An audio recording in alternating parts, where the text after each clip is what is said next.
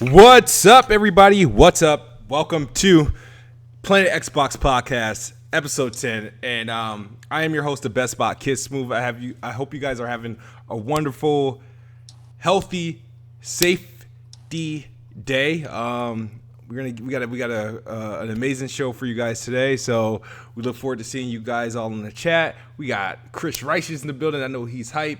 We got Coke Boy J, Def Grips, Nick Banks. What is up, everyone? We're gonna start with Chris. How you doing? What game you playing right now? I know Final Fantasy is around the corner if it ain't out yet. Yeah, man. I'm just really waiting on that game. I mean, I'm still playing Neo 2. I already beat it. I already beat the main story, but I'm just going around doing some extra side missions, getting some other trophies and stuff like that. But yeah, man, I'm here today. It's a very exciting week for me. Lots to talk about today. The PS5 controller inside Xbox. FF7 reviews just came in, and a lot of people taking L's on that. You know what I mean? Like, I've been telling people what this game is really about. So yeah, let's get into it, man. Happy to be here. Awesome. Coke Boy J, good to see you here. How you doing? What game you're playing right now? I know you've been trying to get on some Halo 3 and whatnot, but what you been playing? Listen, man, we need to get on Halo 3, get that campaign running. But I've just been hanging out, playing some Warzone, playing Destiny 2. I just beat Uncharted 3 the other day, started Uncharted 4, so yeah. Just a mix of different games. Nice, absolutely.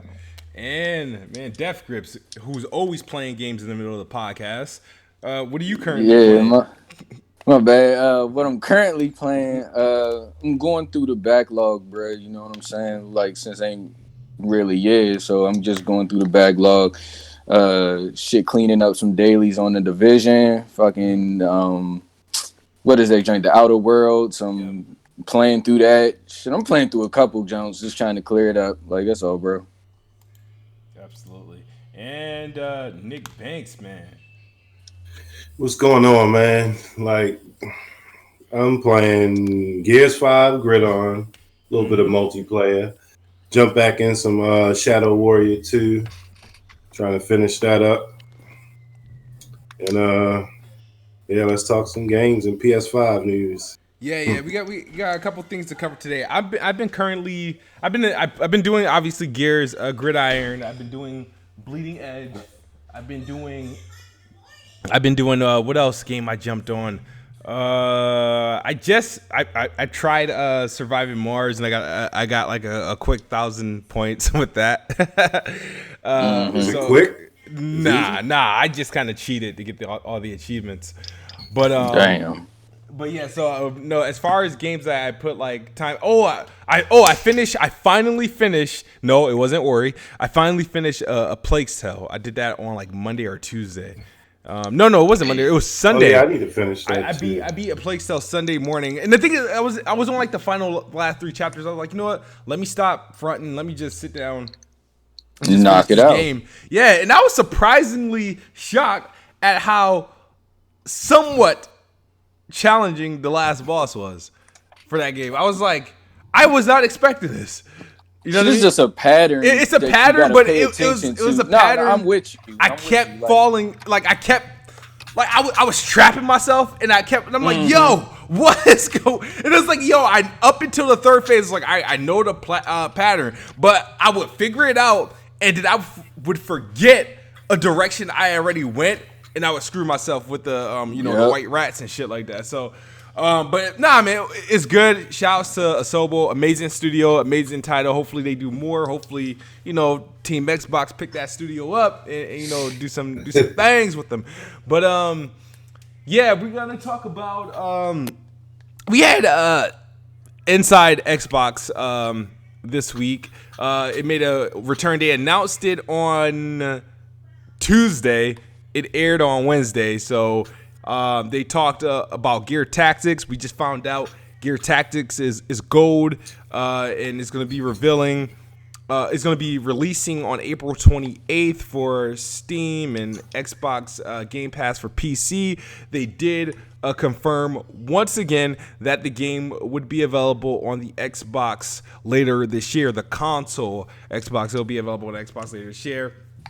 Yakuza Kiwami is going to be available on Game Pass soon. Hotline Miami got like a shadow drop on Game Pass.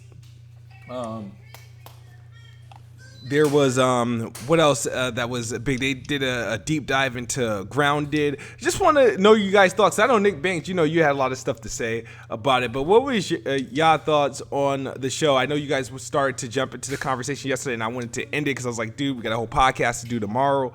So now this is the time where we get like our thoughts out on Inside Xbox, how it went, and how they should do it moving forward. Just a side note, this was the shortest Inside Xbox they ever aired at like 47 minutes. If you take away the countdown, it's like 37 minutes.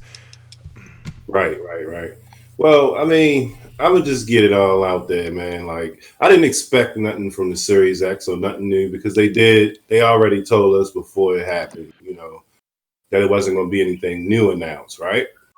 But the only thing that it kind of, upset me a little bit because I played Gears 5 and I like the story, and if you've seen Inside Xbox, you see how they laid it out with Kate Dad and, and it just looked real interesting. And, they kind of like treating us like we, like it's exclusive to PC and then, well, Xbox, y'all get it later when this franchise started on Xbox back when, when Gears 1 came out. You know what I'm saying? Like, I was a little upset about it, and every time I see little clips of it, I'm like, damn, I want to play it. You know what I'm saying? Like, that's crazy.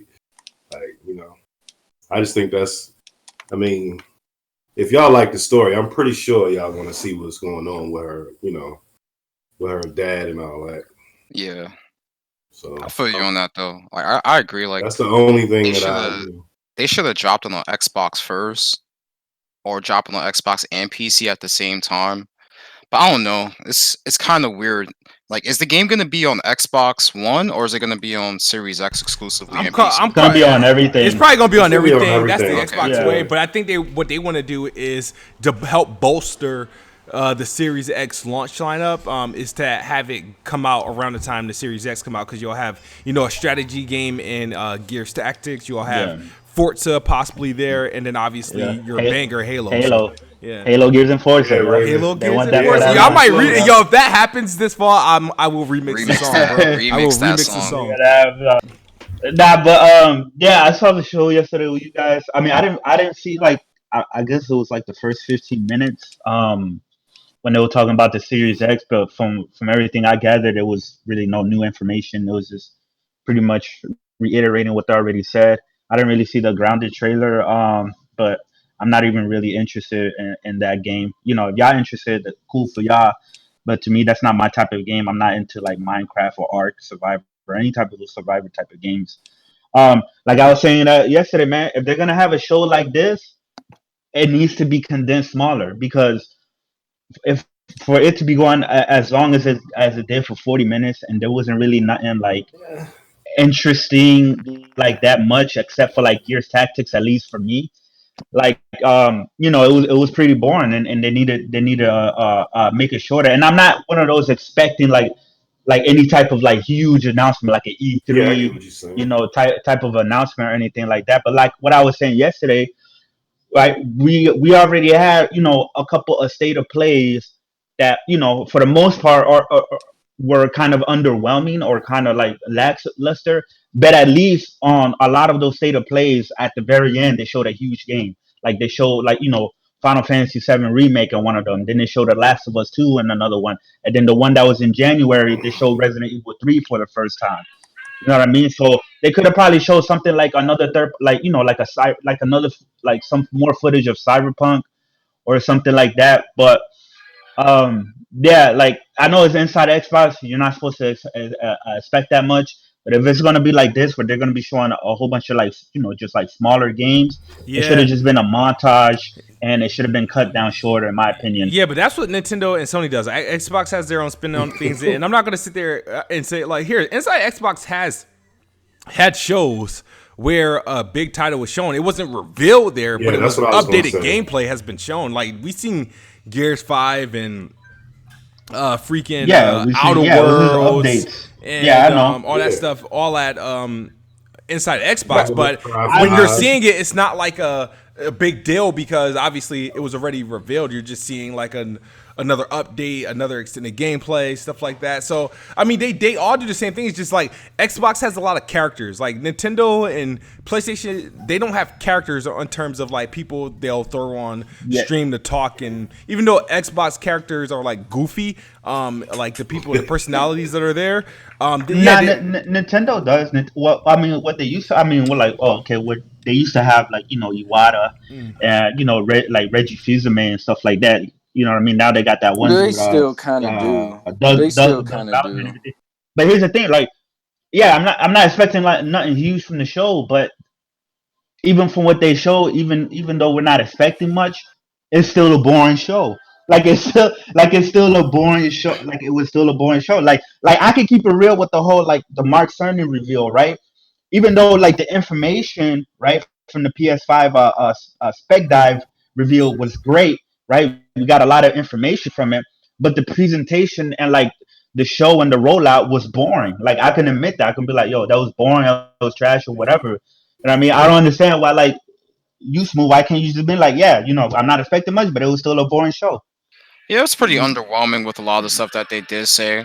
The thing that I liked the most was the grounded gameplay that they showed. Like that game genuinely looks interesting to me, and that's something I'm definitely gonna be trying out for sure when that game drops. And then the whole reveal of a lot of the new features that's coming to the Xbox dashboard and what they're doing with the game bar on PC. I like the game bar on PC because I have friends on Xbox that don't have PC, and when I'm on PC playing some of my games, I want to be in the Xbox Live Party at the same time as well. So like having the game bar right there and seeing the improvements that they're making to it, as well as the Xbox dashboard, is really good. It's like they're adding XSplit support to the game bar, so like so people who stream on PC, like you can be on there, have a couple of your tools from XSplit on the game bar, and make everything a bit more easier, and you can consolidate a lot of that stuff. Yo, let me, because that's what I meant to say, man. Like what Jay Barry was saying in the chat, like he respected him for trying to put something together for the fans during this time. I did look at it like that too. Also, like it had to, yeah, that's true. Doing things right now in this time is probably, because they were streaming a lot. Like we couldn't even watch it on Mixer, man. That joint was chopped up. Yeah, shit is not easy. But all right, so all of y'all done? Mm-hmm. All right, all right. Like, I don't know. My take on the show was like, I mean, it wasn't great or anything. Shit, it wasn't like show stopping and none of that shit. But I didn't expect none of that.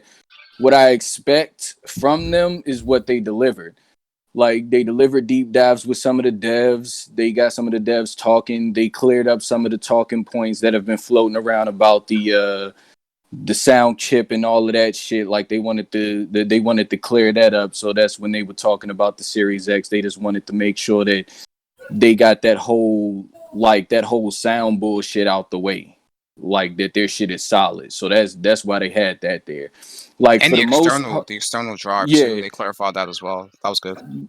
But this is for those people who are into seeing what, like the games that are coming. Like this is for those people who care about what the devs are updating for those games, or even the pre-existing persistent titles. So that's why you get your Sea of Thieves devs there talking about the updates for that. That's why you got the people for Grounded clarifying their situation. So this is what this is for. Like this is for those kind of like those mid-tier, okay, give a little update, make sure that everybody is clear on what's happening. So like you don't really have to be putting so much effort into that later down the line. Like they've got the console out of the way, so they're trying to make sure that the messaging is completely clear. Like they got some of these games that are coming out and they see like the people talking about, should another trash passion project or whatever the fuck. The shit, if the game ain't for you, shit, if it ain't for you, shut the fuck up, don't play it. Like it's just like, let these people explain about their game, get it up out the way, and then just like, I mean, it is what it is. Like we know that Microsoft has something cooking up to replace the E3 situation.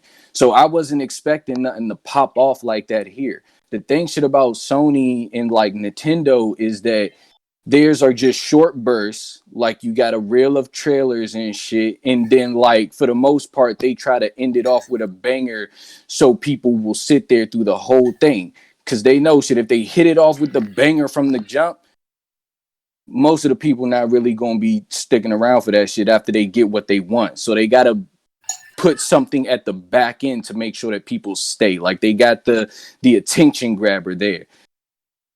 Inside Xbox ain't that. Like this is like a fucking like a wacky TV show. Like so this is what this is. So they just trying to make sure that everything is clear and that's it. Like I mean, I don't give a shit. Like Grounded, I'm gonna probably try out Grounded, but I mean I don't give a shit. It was alright. Yeah. Somebody said they still got to talk about the Series S. I don't really think that Series S is going to be coming out this year. Yeah, I agree with Yeah. you at that point. There's no need to drop that system on top of the fact that you have to allocate extra resources to put out that much more units for Xbox. Yeah. Down the line, maybe, but as of right now, with the way everything is going with the manufacturing slowdowns and everything, you can't produce. Exactly. You can't produce like 800,000 Well- units of Series X and a Series But S. Well, I mean, yeah, go ahead. Smooth. My About to thing say is what I was about gonna that, say. like, one, we still don't know pricing. There's still a strategy. If they got this far with it, it's there. I mean, there's a reason for it. The only thing that I consider is like where they're manufacturing these Xboxes and these chips and stuff. That you gotta think that stuff is like probably done already. Dude, like, Yeah, so, it's done, but you still have to go through production as well. Production yeah, hasn't but started. you see, no, but the thing is, maybe it has. I don't, because they don't see if they're talking now, like, you know, it hasn't really, their production hasn't been The interview, impacted. bro. Then it's like, okay, Well, the plans. I can see if the plans haven't been. The plans. Bro, Like, if they were well- planning, like if they were originally planning to do like 1 million units of Xbox Series X initially, like that's going to be decreased to at least like 800,000. My thing is, if their production was going to be if they weren't, I feel like it would be okay. Yeah, let's delay this if they were having significant trouble with their manufacturing. But Yeah. they don't seem that seems every time I listen to Phil and he's asked about that. They ask that. No, actually, not even just Phil Spencer. Even the other interviews that you guys might have catch with different people working for Xbox, the people that do like the Jason Ronald and Bill Stillwell and all that other stuff. They seem less concerned about the hardware part of it. It's like that part is like done. Yeah. What people keep saying is like that's the Yeah, notion I'm the getting design is done, and they know that they can get the parts. But my thing is because of manufacturing, not only just that, but consumers. You have to think about how many people by that period of time are we going to be fully. We're not even going to be fully recovered. No, but absolutely how, not, yeah. How much better Yeah. are we going to be? How's going to be the state of consumers? Can they actually afford to buy X amount of consoles? Are we going to be able to push this many units out Okay. due to the What- concerns? Like what- that's not- an issue. Not only that, we don't really. I don't know, but we don't really know when these like consoles like go into full production. Like, but I know for the past 4 months, right? Because they usually produce them out of China.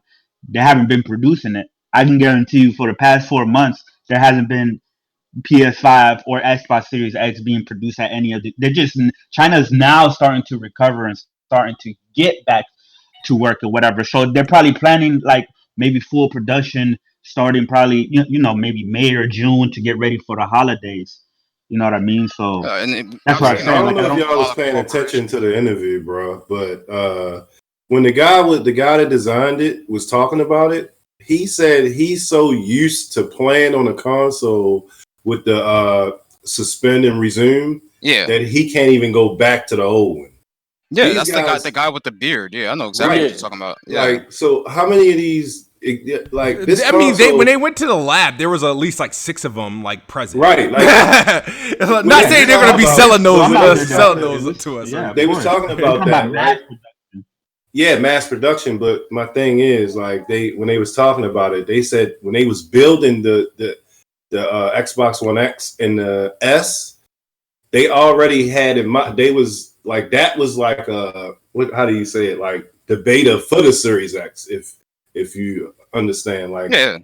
Like pretty much, they built that with it in mind. They get that refresh rate and all the the technology for how they're going to go with the series. They had the So they were already capability of what they building wanted this. to do. Right, they were They already had the building this blueprint. machine. But let me get back. I wanted to say something about dropping multiple consoles at launch. Now, he also mentioned that he's going to go big with all access at launch with the Series X. And he mentioned consoles, not console. I'm not saying that it's going to be 2 or 3 or whatever, but I'm just saying we got to factor in that, you know what I mean? Like, Yeah. so if he say he's going to go big with Xbox All Access, which is you go into GameStop, right? And no money down, you can walk out paying the All like Access, I think, $20. is available on like Amazon and the Microsoft Store. The Microsoft Right. Store, yeah, Well, that's only where it's available. Right, but if you're going to go big, like what do they mean by that? Like they can mean like It's going to be heavily pushed because it's going to. Right now, they're not advertising Xbox All Access. It's there, but they're not really advertising on it. The marketing for Xbox All Access will come where you like, Xbox Series X starting at the $29.99. Yeah, like, but now that a lot of stores closing, you got to have it. But that's why it's available on Amazon. You can do Xbox. Amazon. Most people buy from Amazon, so that's. Oh, okay. It's that it launched officially. And remember, it had a beta test during the Microsoft Store and Dell. I think they were doing when they first did the beta test for I remember All Access. that. Now the official one is through Amazon. So that's. Majority of shopping takes place on Amazon. Of course, it's going to help if it could go to GameStop, and I think Walmart and Best Buy are going to be the next two that roll in. But Amazon right now, they're in good position because it's Amazon right now. That's the thing with Best Buy has their own financing thing. They have progressive leasing and they have their Best Buy credit card, so it's gonna be hard to put inside of a Best Buy store because it's gonna compete against whatever underlying stuff that they already have themselves. Oh, okay. Yeah, and usually by the holidays, Walmart does their whole layaway, and then and they have their own credit cards. Let's see. I just don't know what they mean by go big. That was his exact words. So I'm sure with this pandemic that their plans changed. Like they probably had even bigger plans. From what I know, that they were supposed to be an event in April, like a natural, the Digital Foundry stuff was still going to happen, but a natural reveal, console reveal, was going to happen in April, where we probably would have learned about Lockhart, we would have learned about the inserts and the special features of the console outside of specs and whatnot, and then obviously they would have had E3 to just bust loads of games out to take advantage of that, and announce the price, and then probably Gamescom they would have opened up the pre-orders. But now obviously that's all changed, and their rollout is going to be different. Obviously, they're still going to be doing their E3 event. It's going to be a digital event. We just don't know when. Is it still going to take place at the time that E3 would have taken place, maybe someday in June, first week of June? They're going to go earlier? We know IGN is they're replacing E3 with a digital event. They got a few big publishers signed on to do it with them. So I was curious, but my thoughts on inside Xbox is going to be consistent. I respect it for what it is. Each party, when they're doing it, has their own thing to just give us a roundup on games and updates, stuff that aren't going to be dropped the mic, you have PlayStation with their what is it called? PlayStation State of Play. State of Play. They have that every now and then. You have Nintendo Treehouse, not Treehouse, but Nintendo Direct that people look forward to, and then Xbox has Inside Xbox. They all have their different methods of doing it. I know people prefer the Nintendo PlayStation way. I would prefer Xbox to do it that way, but I like interviews. I do like the developer interview because you're able to find gems in there and whatnot.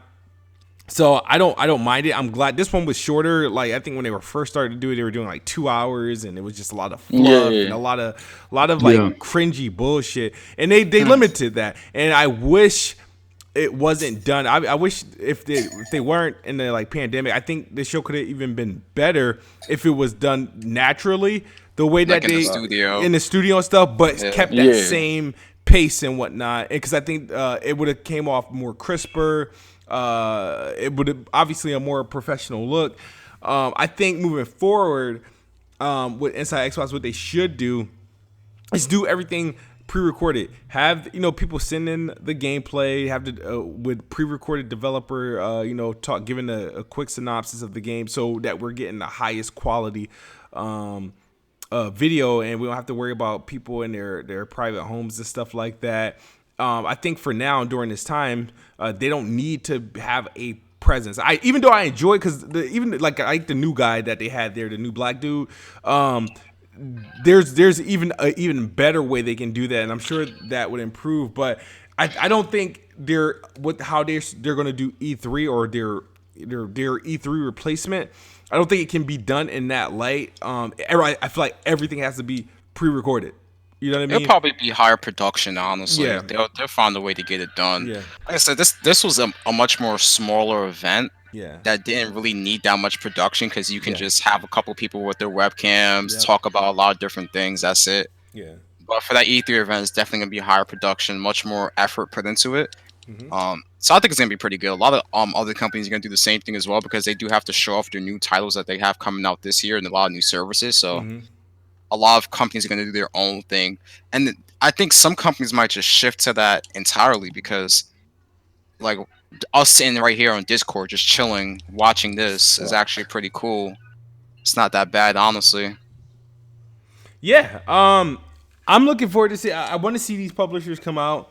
I want to see what's going, because I know everybody's saying that they want to show their games off. There's a lot of stuff for like PS5 and Xbox Series X that these people want to show their games off, and they rely.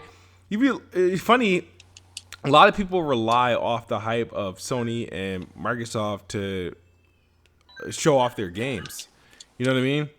Yeah, to get these third parties out there. Yeah, it's like, so I'm curious to see how everything folds, but it's cool to see that IGN has something coming that could serve as a replacement. And obviously Xbox announced their thing of what they're going to be doing, and there's some of their stuff is starting to come in fruition, because I feel like Xbox is pretty much dropping gems and news like each week.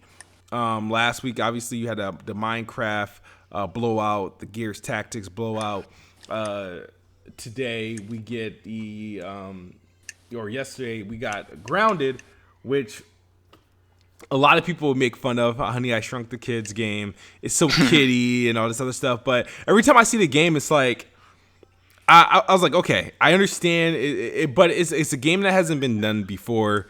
It's the stuff like I just thinking about, all right, building the type of base, like what I'm gonna use to fight off like ants and bees and spiders, like I don't know. The concept seems cool, and it looks fun. It actually looks enjoyable.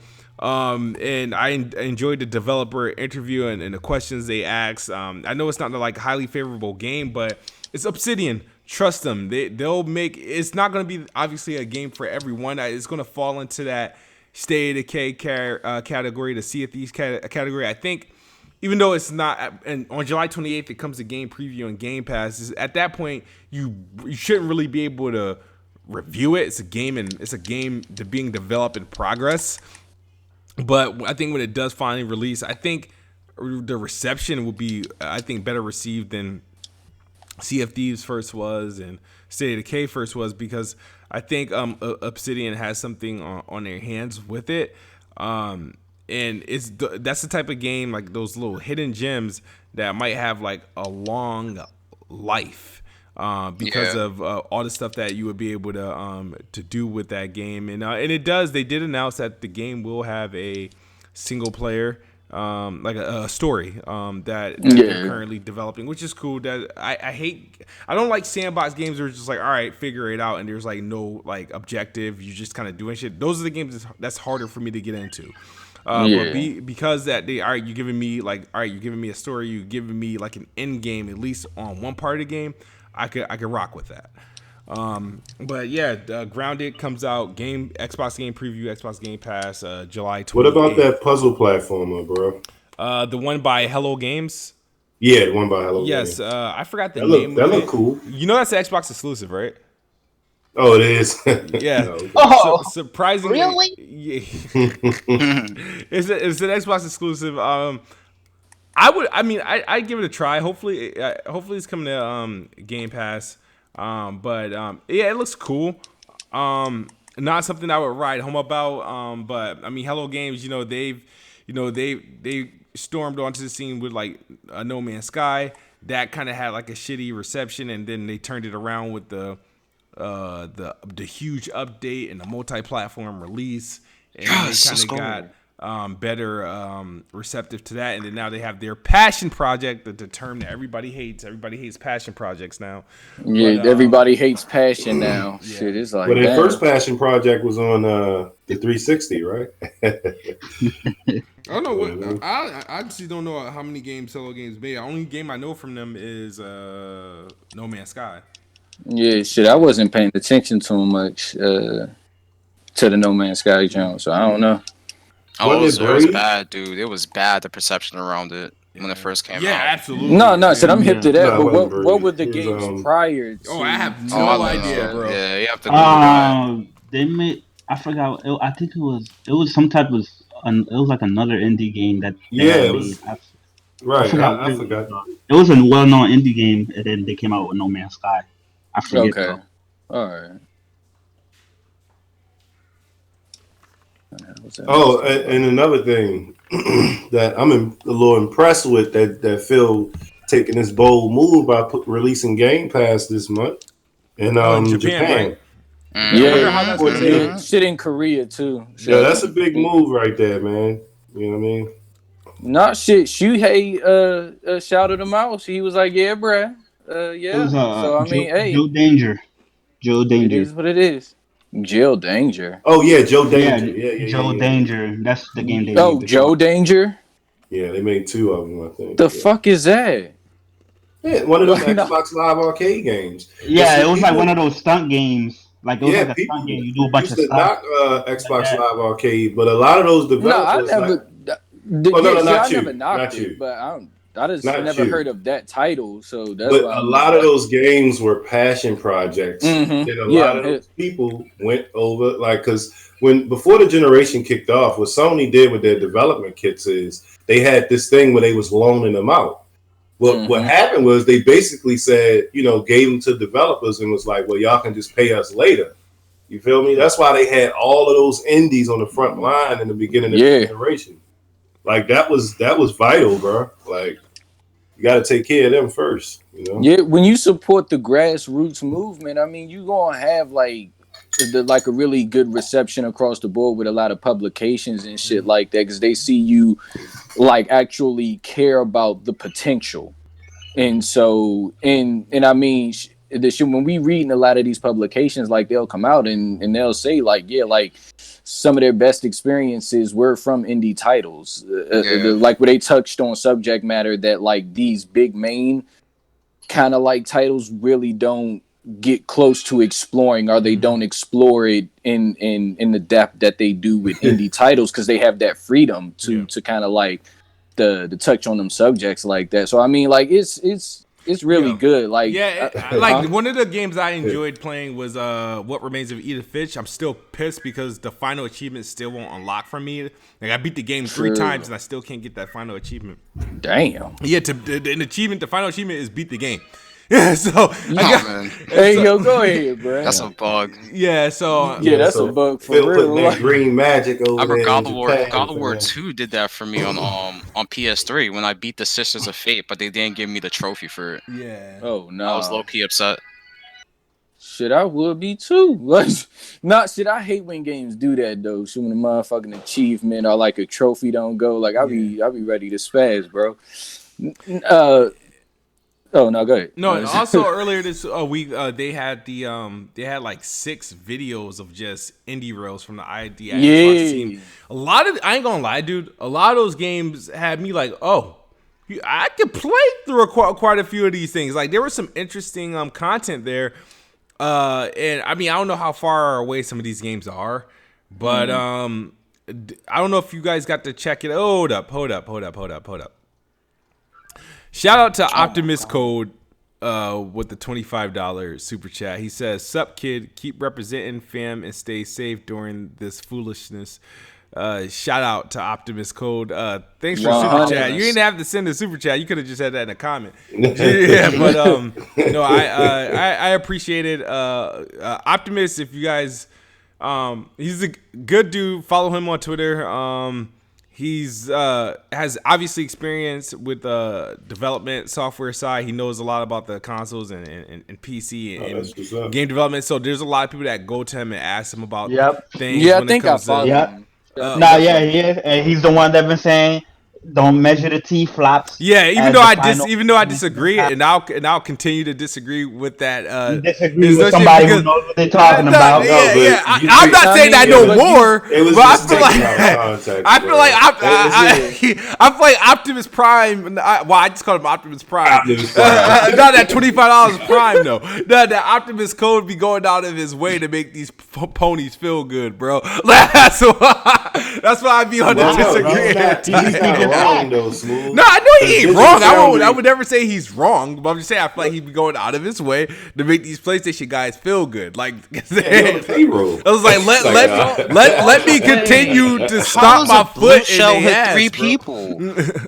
Hey, Optimus Code. Did you see when Digital Foundry said it doesn't matter unless you like what they were saying was like, all right, so if you compare a teraflop to a NVIDIA to an AMD, of course it's not going to matter. But if you're comparing an older AMD to a newer AMD and teraflops, yeah, it matters. Like, come on now, like that's what Digital Foundry was saying. The same architecture as well. You have to look at it based on the same architecture. You're measuring two cards that operate on the same exact platform. Same thing with the CPUs as well. Right. And also it's like comparing the i7 to an i5 that's on the same generation. But that's what people do. They say, well, my NVIDIA does this and it's this teraflops. But your AMD, like a console is AMD. But before they would get cheap performance in different ways from AMD and NVIDIA. And that's why you have the actual all about the clock performance. Speed, man. Like, and, clock speed is pretty much... Yeah. I also want to give another shout. I don't know if he's watching right now, but hopefully I'll have him on the podcast in the near future. I want to give a major shout out to my brother in the gaming community. One of our brothers in the gaming community. I have quite a few of them, but Fame ENT 2K. He's recovered from the COVID-19, and I was praying for this man like every night because me and Fame go back some years from our early days on YouTube, being in We Game Here, Hot Not Gamers, Tick Writers Block. Fame does the Double XP podcast. Like I said, I don't know if he's watching. I don't know if he's. Shout out to Meekins too, my man Meekins. Too. I don't know if he's watching, but if he is watching, I just want to say I'm so happy to hear about your recovery. It just made me feel good. He comes out of quarantine, I think, in like 24 hours. So shout out to Famey and T2K. Dope personality, dope dude. Yeah, I just can't say anymore. I'm just happy that he's recovered because all you hear now is just the doom and gloom, the bad news, and and who we lost. But the fact that it's one thing to know somebody that's dealing with someone I know is hurt. It's painful to know that someone to pass from it, but it feels so much better to know that someone has recovered from it, and it's just such a blessing. So shout out to Famey and T on that one. And we can continue with the show. No, man, get it off your chest, bro. Like that's what's up. Like I'm glad he all right too, though, for real.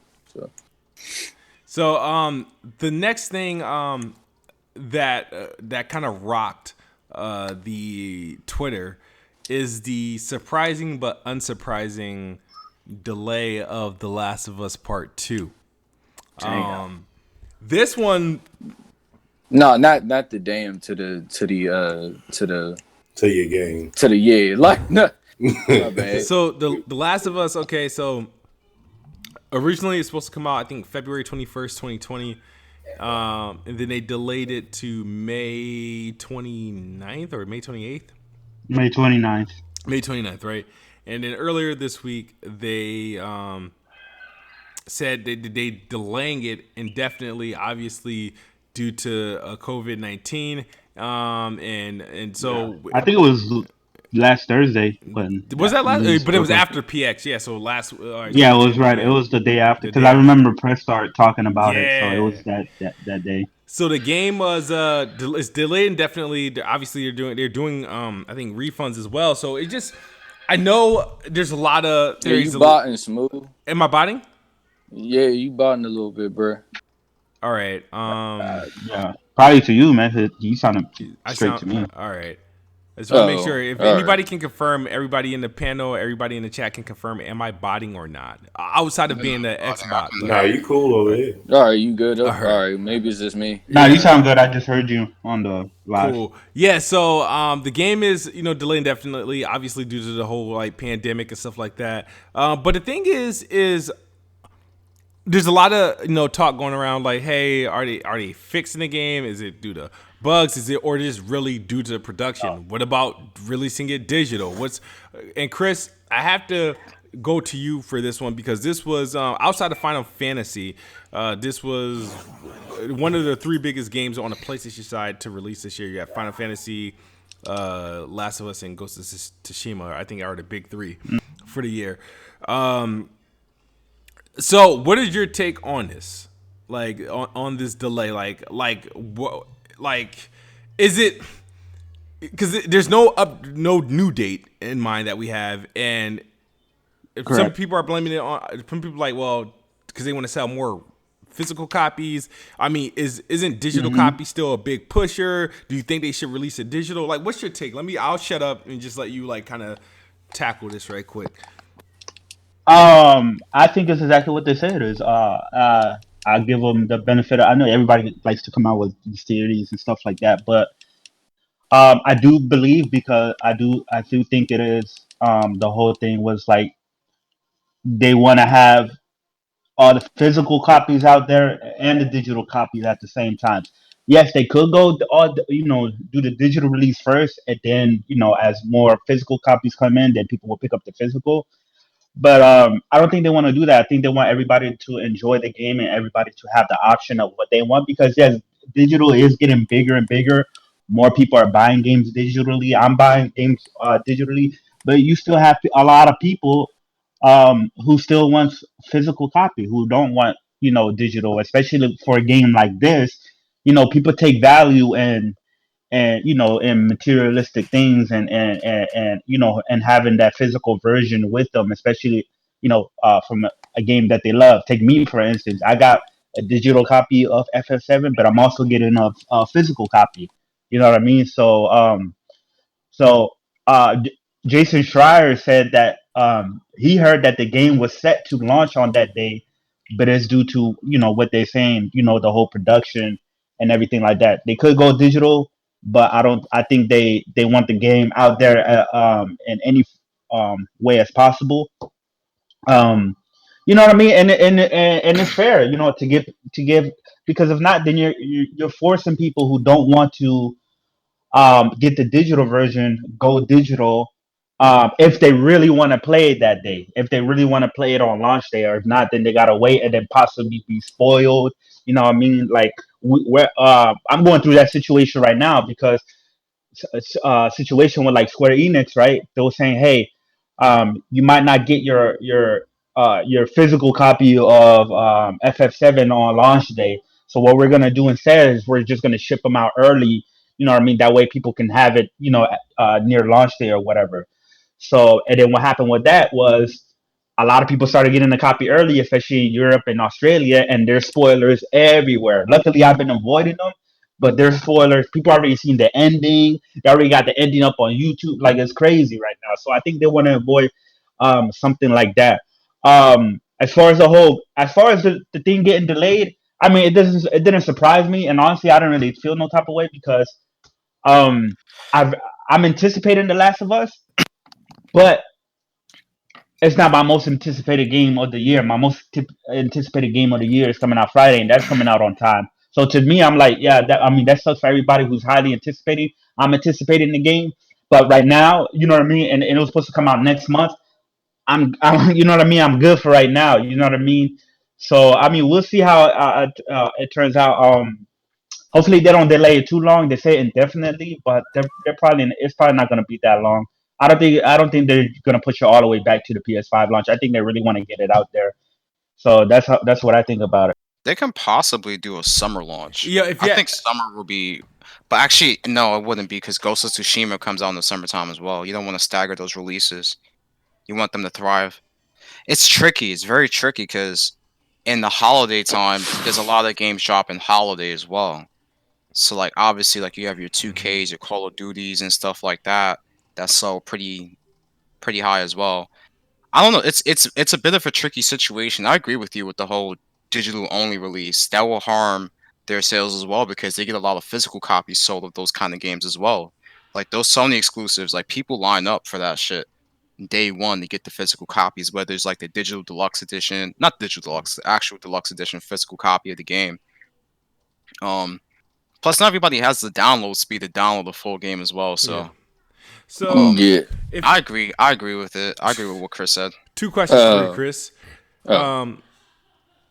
One, if you had to give a guess, give a track, where do you think the game would come out? When? If you had to give a guess, Chris. Oh, hold on, man. Somebody else go. I'm on the phone. My bad. Oh, my bad. All right. So all right then. Def Grips, what were you were about to say? Because I think both my questions were for Chris.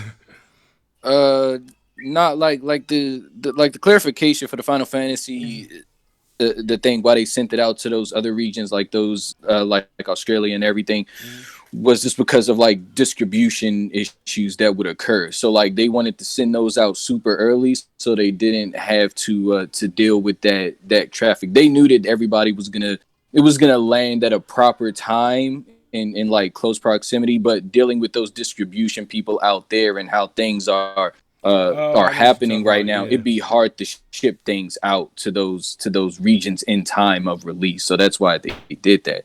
I feel for The Last of Us, it's like for The Last of Us, it's like he said, like a lot of people have a lot of like they care shit about the physical, the property there to them. It's like it's very sentimental.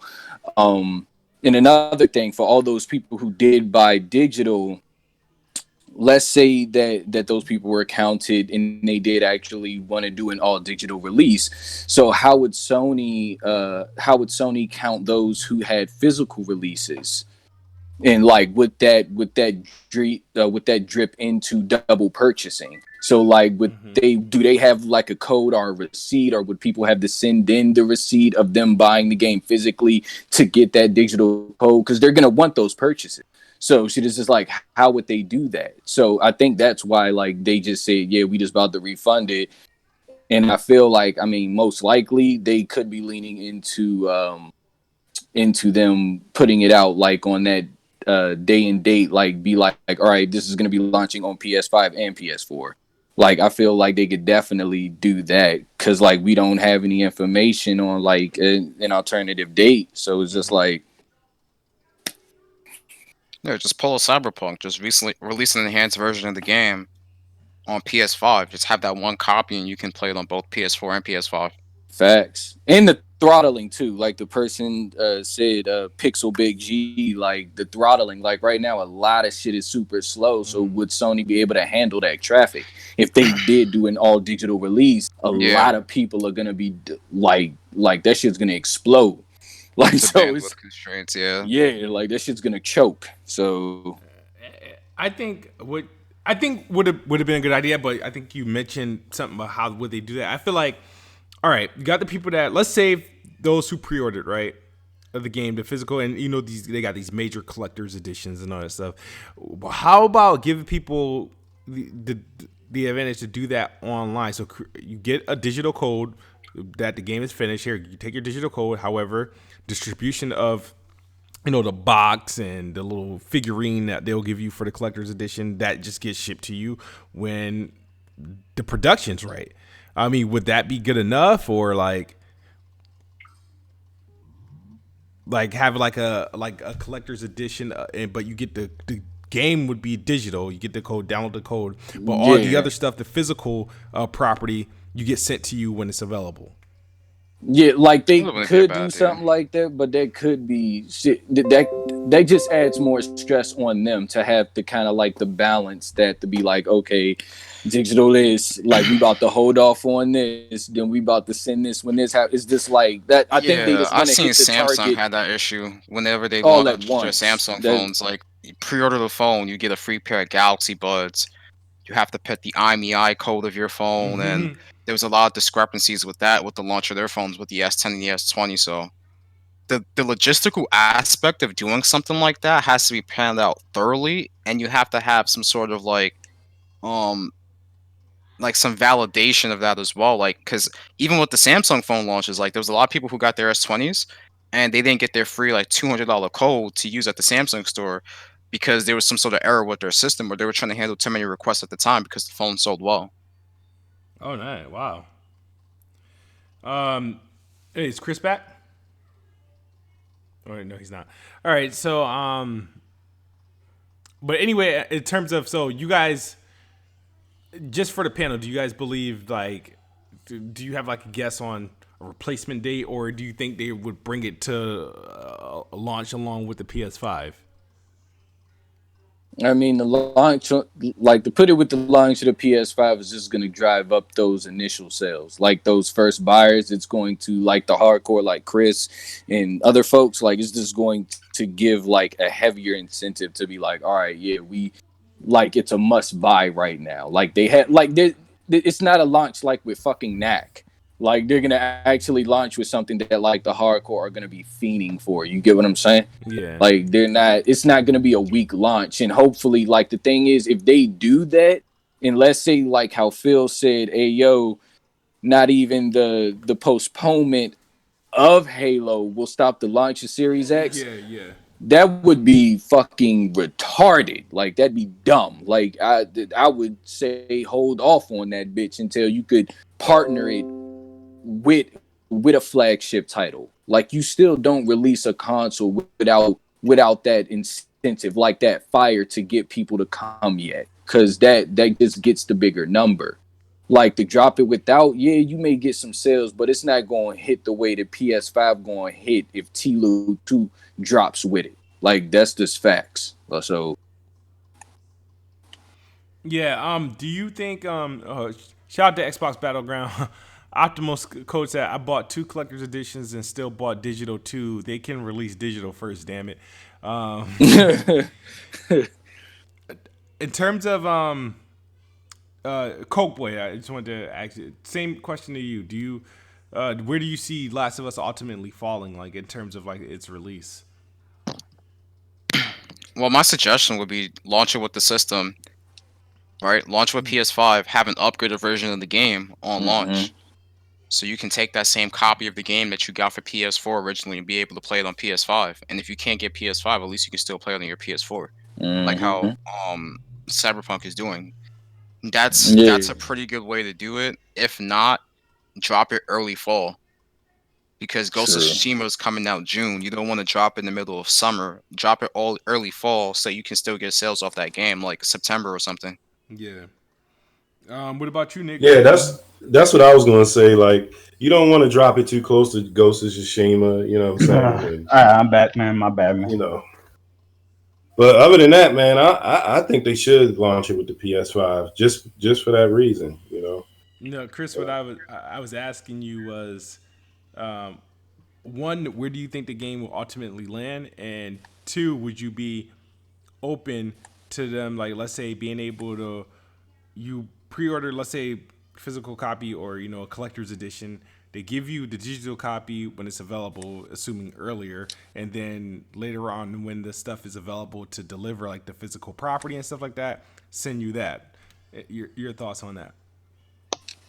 I mean, they could do that, but I don't know how much of a hassle it will be. I mean, it sounds simple enough, but we're talking about a huge game that like is going to sell like this is probably gonna break records for PlayStation. It's probably gonna break, Spider-Man records. Assuming this is literally PlayStation's biggest game.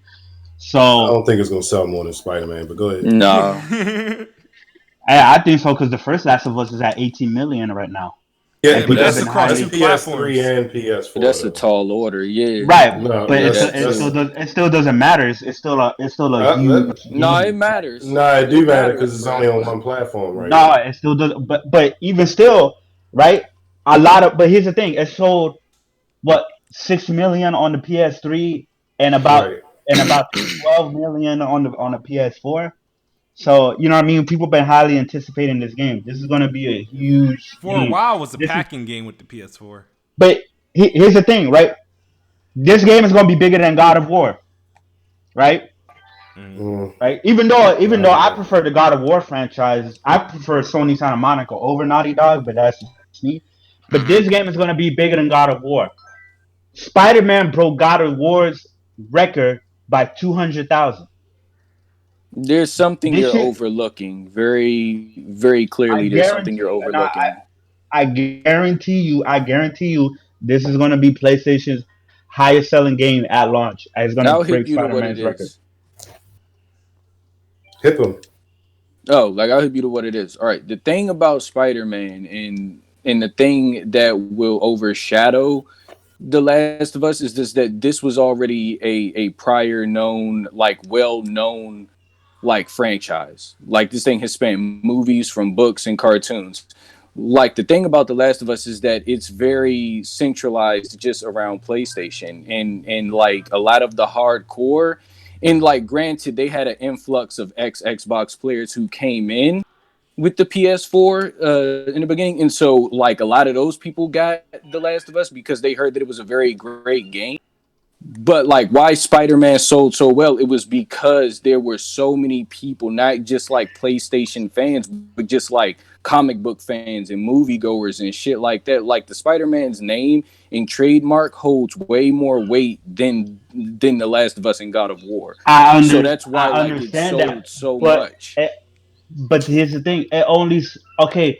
The first week, Spider-Man only sold 200 more thousand than God of War, and Spider-Man is way bigger than God of War. All You see right, what I'm like I saying? That's mean, not a some lot. people aren't gonna go out and buy. No, that is a lot compared to like I mean to those games and just like the 200,000. platform. Like I mean the PS4 the PS4 platform shit is like I mean it's a well known name and all of that, but it's like I mean comic book owners and shit like that like fuck like Yeah, and then that's such a huge community. Then you got Yeah, Disney back and in it. Disney. Disney No, and Marvel back in that game as I well. understand that. I understand that. But what I'm saying, but that's like the comics and the movies. Yeah, Spider-Man is a huge, well-known character. You know what I mean? Hmm. But what I'm saying is, as far as like gaming and place, you also got to understand. Okay, Spider-Man was exclusive to the PS4, right? Yeah. Mm-hmm. So if it was a multi-plat, it would have sold way. It would have sold like 5 million, and like instead of the 3 point, I think it was like 3.3 million, right? No, Because God yeah, of War shit, it play, would have sold a little bit more. Yeah. yeah, it would have. Yeah, it would have sold a lot more. It would have sold like 5 million in 1 week, but because it was limited to one platform, that's why it did the whole. You know, it did. I think it was 3.3, and God of War did 3.1, right? Only 200K, and Spider Man's a much bigger game. I mean, a much bigger, well-known character than Kratos and Shit, God of but War. it's Matter of fact, the God of Wars prior to 2018, like the most sold one, I think was like 4 million or 5 million. It didn't even really yeah. like they weren't huge bangers and stuff like I that. think So all right. for this God of I can War to I sell see over, I see what you're saying. yeah, So you think Sony's gonna market the game hard, right? Because it, from what I'm seeing, it's one of the best looking like PlayStation games out there right now. Like it looks amazing, right? Yeah, no yeah, doubt. Plus the hmm story and everything. I haven't played the first one. I have it, but I'm gonna go through it hmm sometime this week, right? So yeah. I'm gonna see what the hype is all about because everybody's been hyping up the game. Yo, you gotta play, you gotta get it. So I bought the game, right? In my opinion is a little. I love The Last of Us. It's a great game, Shit, it's a but I great don't think it's a story. 10. Yeah. I don't think it's a 10 out of 10 masterpiece or game of the generation or anything like that. Like a lot of people put it on that pedestal. I don't. I thought it was a pretty good game, a solid game, but it's definitely not one of my favorite games from Yeah. Sony. Not like the thing shit about The Last of Us and a lot of the flagship titles from Sony. I think like when people talk about it, because even when people currently talk about it and they come back to it and they've recently gone through it, like they say like the gameplay, like how it plays, is not great. Like it doesn't age well, and like just like compared to current titles now, is just like, but the story holds up. So I think like when people say like 10 out of 10, it's just like the story and the emotional impact that it carried. Yeah. Like that really like got to people and shit like that. Cause that's what I can say. Like I didn't love the gameplay of The Last of Us, but I loved the story. Like as it's painted in such shades of gray that I just loved it. Like I was like, yeah, like this is like real human shit. Like so it was like that's what really captured me about The Last of Us. Should I play through it 3 times? Like should I fucked with it heavy? So Yeah, I think that this is gonna be the as far as launch week. I don't know about lifetime, but I think at launch yeah. week this is gonna do crazy. It's gonna do crazy number Oh because yeah. Uncharted 4 did like 2.7 million in like a week or something like Mm-hmm. that. Like I Yeah. said, God of War did 3.1, and The Last of Us is a much more anticipated game than God of War. Even though I think, even like I said, I prefer Sony. Like to me, everybody puts Naughty Dog on the pedestal as the best Sony dev, right? And Yeah, yeah, I I can don't agree think with that. that. I can agree with that objectively, but to Right. me, the God of War franchise is my favorite franchise from Sony's first party studio. So I put Sony Santa Monica, you know what I mean, as either as equal or above them and stuff like that. I So like Guerrilla Yeah, should Games I better put them than as Naughty Dog. yeah, should I put it as like equals? It's like the gameplay in God of War I loved, especially the recent one, but just like the impact. I mean, both of them were very impactful, but like that shit with The Last of Us was like that was hard. So it Yeah. was just like, yeah. yeah. Oh no, I have to play because like I've recently played through the Uncharted games. The first one's meh. Two is the best one. Three was more of like a copy and paste of two in terms of the flow of the game and everything. It's just the And What pacing about of it. four? some people broke it down. I'm playing four right now and I'm liking it. Like I'm really loving it. The improvements from Yeah, Yeah. I like Shit, I four. love I think four. four is so the second best one. Shit, so I like four Yeah. Lost four is shaping Legacy. up So to I be one of mean, my better playthroughs right now because three was just I don't know. It shit, I'm in started the off good and then Only it minority. thing got about it got four, man, slow. I just can't Yeah, play through it three again. fell off It just hard for seemed me. like Yeah, I don't know. four is definitely better than one and three. And then Like definitely way better. I have to play The Last of Us. But I agree with you. Like, I like Santa Monica right now. So after I play through Uncharted 4 and The Last of Us, I get to formulate a better opinion of Naughty Dog and Mm-hmm. how they are as a studio. Facts. I'll say this: like, I prefer God of War over The Last of Us only because I like God of War's the setting. I like see Yeah. the Last of Us. I mean, how many zombie games or games that post-apocalyptic zombies and shit like They're that, or not sit creepy? zombies. I But just okay, yeah. No, no, I got you. I I get it, got you but though. to me, I know people want to give them their unique name out of respect, but they all zombies to me. Like they're sick, something's This wrong is with them. like They're not human. when They're we're not. talking about specifics and Oh shit. classification, like they're not Yeah, zombies. But it's like I get they what you're have saying. characteristics like a zombie. They're infected, right? So I feel like there's a lot of games. Just Last of Us just told a better story in that setting. However, God of War, it's okay. You know, I like obviously. You know, it's You one. like It's the not. fantasy setting. Yeah, it's a fantasy setting. Yeah. Yeah, The combat is. God of War is more open to more gameplay mechanics Yeah, Yeah. because it's not in a realistic world. Yeah. You know, so it's more fun. That's what kids move. I think. Yeah. yeah, So yeah. this is I like I have mean, more shit, a fun lot with of God of War. folks Yeah. like fantasy space travel shit. And it's just like I'm just kinda over that. So I'm hoping for more grounded, intense stuff. But like I get what he's saying. It's just like it does open up the gameplay to be more lively and shit like Ho- that. Like, hey, yo, get the Hold fuck on, out of hold here. on, hold on. I want to say one thing. Okay, of course, Spider-Man is bigger than all them shit. Spider-Man is bigger, way bigger than freaking God of War, way bigger than all them shits. But you got to remember, this was like. There's been a bunch of Spider-Man games before this. This was the only Spider-Man game that really sold a lot. So just because Spider-Man is a huge character, it doesn't mean that in video game form it's gonna sell a whole lot. The reason why this Spider-Man sold a whole lot is because it looks so good, and it really was good. Matter of fact, that was my 2018 game of the year. Yeah, Not Right? You like have the reason that it sold so well was just because Spider-Man was back in Marvel. Like those other, like the thing around those was that those games dropped around like the Sam Raimi movies and the shit, all of nah, that big ass The Amazing fiasco, saying how Spider-Man that movie. Oh trilogy my was. god. Yeah, right, I ain't and gonna lie. still, I'm but not all gonna of give you the a lot. video, but all of the video games, I'm gonna tell right, you this. I agree with didn't really Chris. sell crazy. Even Batman at his heights, right? Spider-Man PS4 beat out the Arkham games, right? And Yeah. those games were real popular. What I'm saying is, Spider-Man, who is a much bigger character than Kratos and the God of War franchise, everybody will agree with that. Yeah. Only beat out God of War by just 200,000. all And right. the Last of Us 2 Part 2, right, is a much more anticipated game than God of War. All right, but Chris, let me throw this at you. Right, you there? Yeah, All right. we're gonna see it. Go ahead. Couple things is I agree with you in terms of like, cause yeah, all the other Spider-Man games were whack. They didn't sell as much, whatever. Like, there's the last Spider-Man that was good. I know people say the Web of Shadows, and then there was this other throwback one, the Spider-Man 2 movie that was like the game movie, the game to go with the movie. I thought that was a pretty good one, but I think the hype behind Spider-Man, not only is it Spider-Man, graphically it looked amazing, and it was that Sony marketing, that PlayStation marketing, and at the timing, you got the whole Marvel universe. Yeah, you got Marvel. You got Marvel. It was a lot just happening at the right time. That popped into that. Yeah. So, but Yes. overall, though, I like, what's the overall sales? Because I'm pretty sure Spider-Man like done ran past God of War, despite It's at 13 million. It's at 13 million. Then God of War, last time we checked, was at like 11 or 10 or 11 million. yeah. So yeah, the lifetime sales. But what I'm talking about. But like, where's the Last of Us lifetime sales? Where's the Last of Us since Like you at, got these?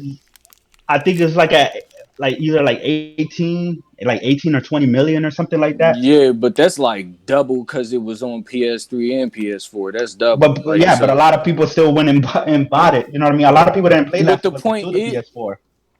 yeah, I'm hip. But the point is that matters. Like, cause like some people might have double dipped. Like you had newcomers coming from Xbox. Like those numbers matter. Like the thing about Spider-Man was that this was his first time dropping. Like this was like, hey, like y'all get out here and buy this shit. Like Marvel's a big, that's a big person to have Hold on, I'll behind be you right back. when you dropping.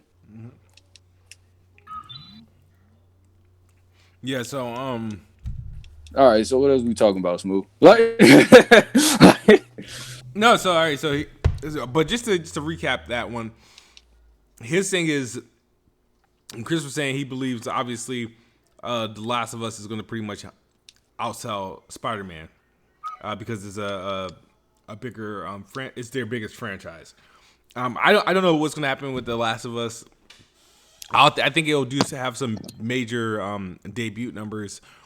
I don't know if it'll reach like overall what the first one did.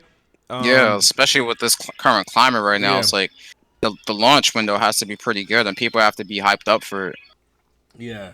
yeah, they gotta be hyped to like willing to spend money. And it's just like if they do tie it to because I don't think they have that smart delivery shit like so it's like I mean they may have it or they just haven't came out and specified the shit, but the point is like people have to be willing to spend that money and if they say, hey yo, this version plays like this, looks like this, up on this, like I mean that could drive some people who are willing, but first those place. people who in a tough spot, like they're not going to be dropping the bricks, bro. Yeah. Like so it's this. I believe the best time that The Last of Us could have or that should have released to completely maximize and truly test that theory, should have been that February 21st date.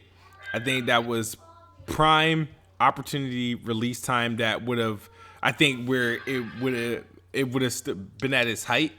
You know how a game could get like delayed and whatnot, and then obviously it'll maintain its height. I'm not saying it's going to lose anything, but I felt like that February date right? Obviously, it was before the pandemic fully hit. You know, the United States. It was still a market, and that people was going to still go out in droves and get it and whatnot. I felt like that was a timing. An unfortunate aren't they trying to have it drop after Go? Like they had it set. Well, we don't know if Ghost doesn't get delayed, but we don't know. No, I'm saying like prior to all of this. Like I'm saying like because Smooth said February, like February 15th. So what was the initial date for Ghost to drop? Ghost is always summertime. So it never had a release date. You had The Last of Us. You had Final Fantasy, which got delayed like twice. Yeah, but Final Fantasy landed in the. Only got delayed once. Only once? Okay, so Final Fantasy got delayed once, and then you had Ghost that was going to launch after both of those. That's a perfect lineup because you have you have tax season. Ghost got June though, right? What happened? Don't Ghost got June? Yeah, Ghost has June. That's why I said if you're going to launch The Last of Us, you have to launch The Last of Us either with the PS5 or launch it in September. To me, honestly, you don't want to launch it in between. Well, if it's it could drop. It can drop whenever, and it's still going to be crazy. Just like one of those, just like one of those highly anticipated Nintendo games. They can drop those games whenever, and those games still sell like crazy. Like they'll have their fan base. That's the thing. If you want to maximize sales, you don't want to drop that next to like some multiplayer game. Yeah, where it could cannibalize it. Yeah, like you just said as a consumer, you have to make a choice. I know, I understand that, but there's only a few, very, very few games that can drop alongside a multiplayer. It's not a lot. Very few games that can drop alongside a multiplat that can still maximize and probably not maximize, but still do a lot. Of course, Sony is smart. They gotta, but they're not gonna maximize on the I understand revenue they can generate. But here's the thing. Of course, Sony is smart. They're not gonna release The Last of Us right next to Call of Duty. They're not that dumb, right? You know what I mean? Yeah. But I'm just saying it's one of those games that it would still do great. I don't think they're gonna launch it for the PS5. I still think it's probably gonna come out by the end of summer. Honestly, I think. My opinion. But we'll see, man. We'll revisit this. Like I said, it doesn't really affect me that much because I already have my game, my highly anticipated game coming out tomorrow. So it's like it sucks for everybody else because a lot of people are like, this is like their number one and most anticipated game, and they've been waiting on this for crazy. So people are like very eager; they want to play it. So, but we'll revisit this. We'll see exactly how well it does, and yeah, man. But honestly, it just sucks that all this is going on about that they're The Last of Us 2 isn't gonna be the only game that gets delayed. Like even Jason Schreier said, like expect like after like this month, like April, like luckily like games like Animal Crossing and Final Fantasy and Doom and stuff like that, like they caught a break. Like they were able to still release, on time. But after this, we're gonna start seeing more games delayed if it doesn't get better. If it gets better, then maybe. With that being said, though, Chris, with that being said, so AA games are about to be real hot right now, right? I'm just saying, not grounded. All right. Speaking of, all right. So we're gonna just ease into the final topic and the biggest topic of the week, as it allegedly overshadowed Inside Xbox. That's what's being touted. I don't know how, but Sony finally showed something relevant that I wanted them to show, and that is something related to the PS5 that we could run with, something tangible. And we got the PlayStation 5 no, it's not even a DualShock anymore. It is the DualSense controller, and it made waves on the internet. I mean, people comparing it to the Xbox One controller, people comparing it to the Stadia controller. It looks different. I mean, it's actually, here's the thing, and this is what I tweeted when I saw it. When I first see it, I was like, I appreciate the futuristic look, but it's high key fugly. It's not an attractive controller to me, but I appreciate it because it's so far removed from what I was expecting from a gamepad. And like I appreciate it because it's one of those things like back in the day when like PS2 and PS3 was out, when you Googled like PS4 or PS5 and just to see what images you would get. This is what you would get though, like with those concept images and whatnot that for sure is fake. But like this is it. I mean, and I appreciate it because it is different. And the thing is that when you compare it to the Xbox Series X controller, it's like, okay, the Xbox controller, even though I love it, it looks obviously less innovative compared to it. Whereas the PlayStation 5 is like, oh, this is like futuristic. The color scheme is two-tone. It's like this took some, even though PlayStation has room to like really throw this controller out there, I don't think an Xbox could throw a two-tone controller like that out there. This is would be one of those custom controllers that you can just buy. This won't be the default controller. Whereas PlayStation obviously earned that that trust and that fan base where they can do something like this and not be that much of a big deal. But this thing got a lot of memes already. Obviously different trends on Twitter. Yeah. But it's here is something we can look at, and there's a whole lot of things you can take from this when looking at this controller. And I've been looking at it obviously a lot compared with my tweets. People are mad that I was tweeting about it, but I see the PlayStation controller. I think of the VR that's sitting on my desk, and I'm like, wait, this is the same color pattern as the VR. I think of the PS Vita with their buttons, the little gel-like buttons. I'm like, what? Oh, that okay. And obviously, I think of my Xbox One controller. It looks like I think about that. Like, okay, it's different. And now I'm super curious because of the controller. I'm curious of how the console is going to look and how VR is going to play into this. Are we still going to be using PSVR, PS4, or is there going to be a PS5 VR that launches? There's going to be a PS5 VR. There's a lot of improvements that could be made. Like they're making a PSVR 2 like they said, but they already said that. Chris, what are your thoughts on this controller? All right. So, honest thoughts. I think it looks great. I love how it looks. Of course, some people don't like how it looks. Well, yeah, I know. Of course, yeah. Nah, but I'm keeping it real, man. If this shit's trash, I'm being 100% honest. I love the way it looks. You know what I mean? People are roasting it saying, "Oh, it looks good." I don't care. I like it. I definitely like the two-tone, right? Some people are complaining because they want the traditional basic all black, and I get it. Okay, all black. It's simple. It's basic. It goes with everything. It doesn't stand out if you put it in your living room or anything like that. But sometimes you gotta spice things up a little bit. Sometimes you gotta add a little bit of flavor and color, to your life. You know what I mean? Like, can't just be all, having just basic colors all the time. So I definitely like the two-tone colors, white and black.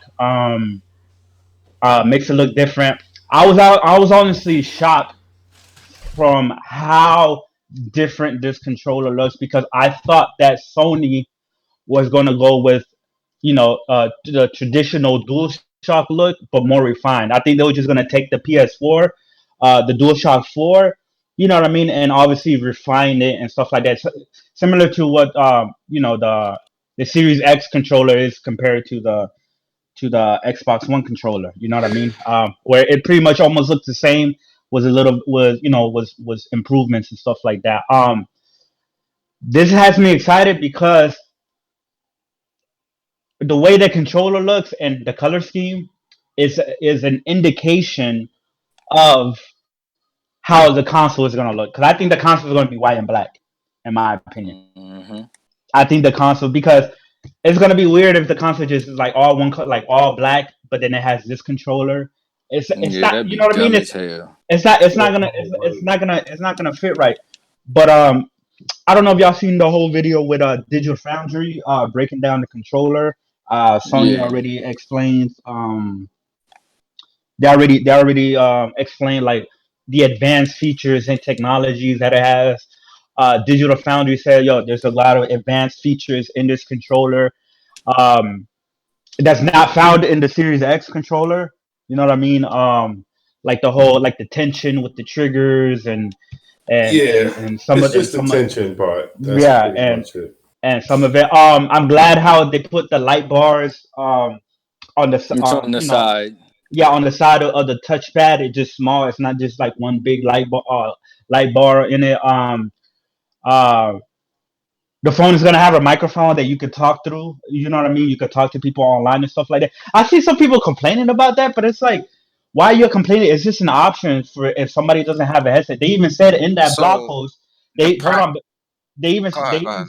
they even said in that blog post, we still recommend that you use a headset. You know what I mean? Then This why is even put that mother? Well, I guess like this is if they just have games it's that just an utilize option, it in a specific way, like right? But you it's Just an just you option, scream right? into your controller. Yeah. Go ahead, let them it's just finish. an option. It's just an option. If you don't like it, you don't have to use it. It's not mandatory for you to use. It's just an option. So nobody should be upset at that option. They now have a new share button. They're not calling it the share button no more. They're calling it the create button, which I think is going to be. I think they're pretty much going to have like a because they have the share factory of the PS4, right, where you can like Right. slice, trim, you know, They can and say, yeah. edit video to a certain extent. But I think with the PS5, there is going to be a lot more advanced editing features. With this create button, it's pretty much going to be like a light version of the Sony Vega editing software. Y'all know the Sony Vega. I know Smooth. You know Yeah. what that is. Yeah. Yeah, Um, yeah, I know what that is.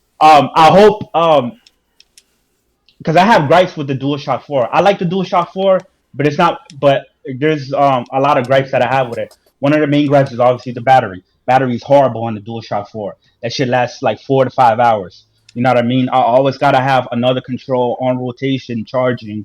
You know what I mean? And like after like 4 or 5 hours, the shit's dying on me.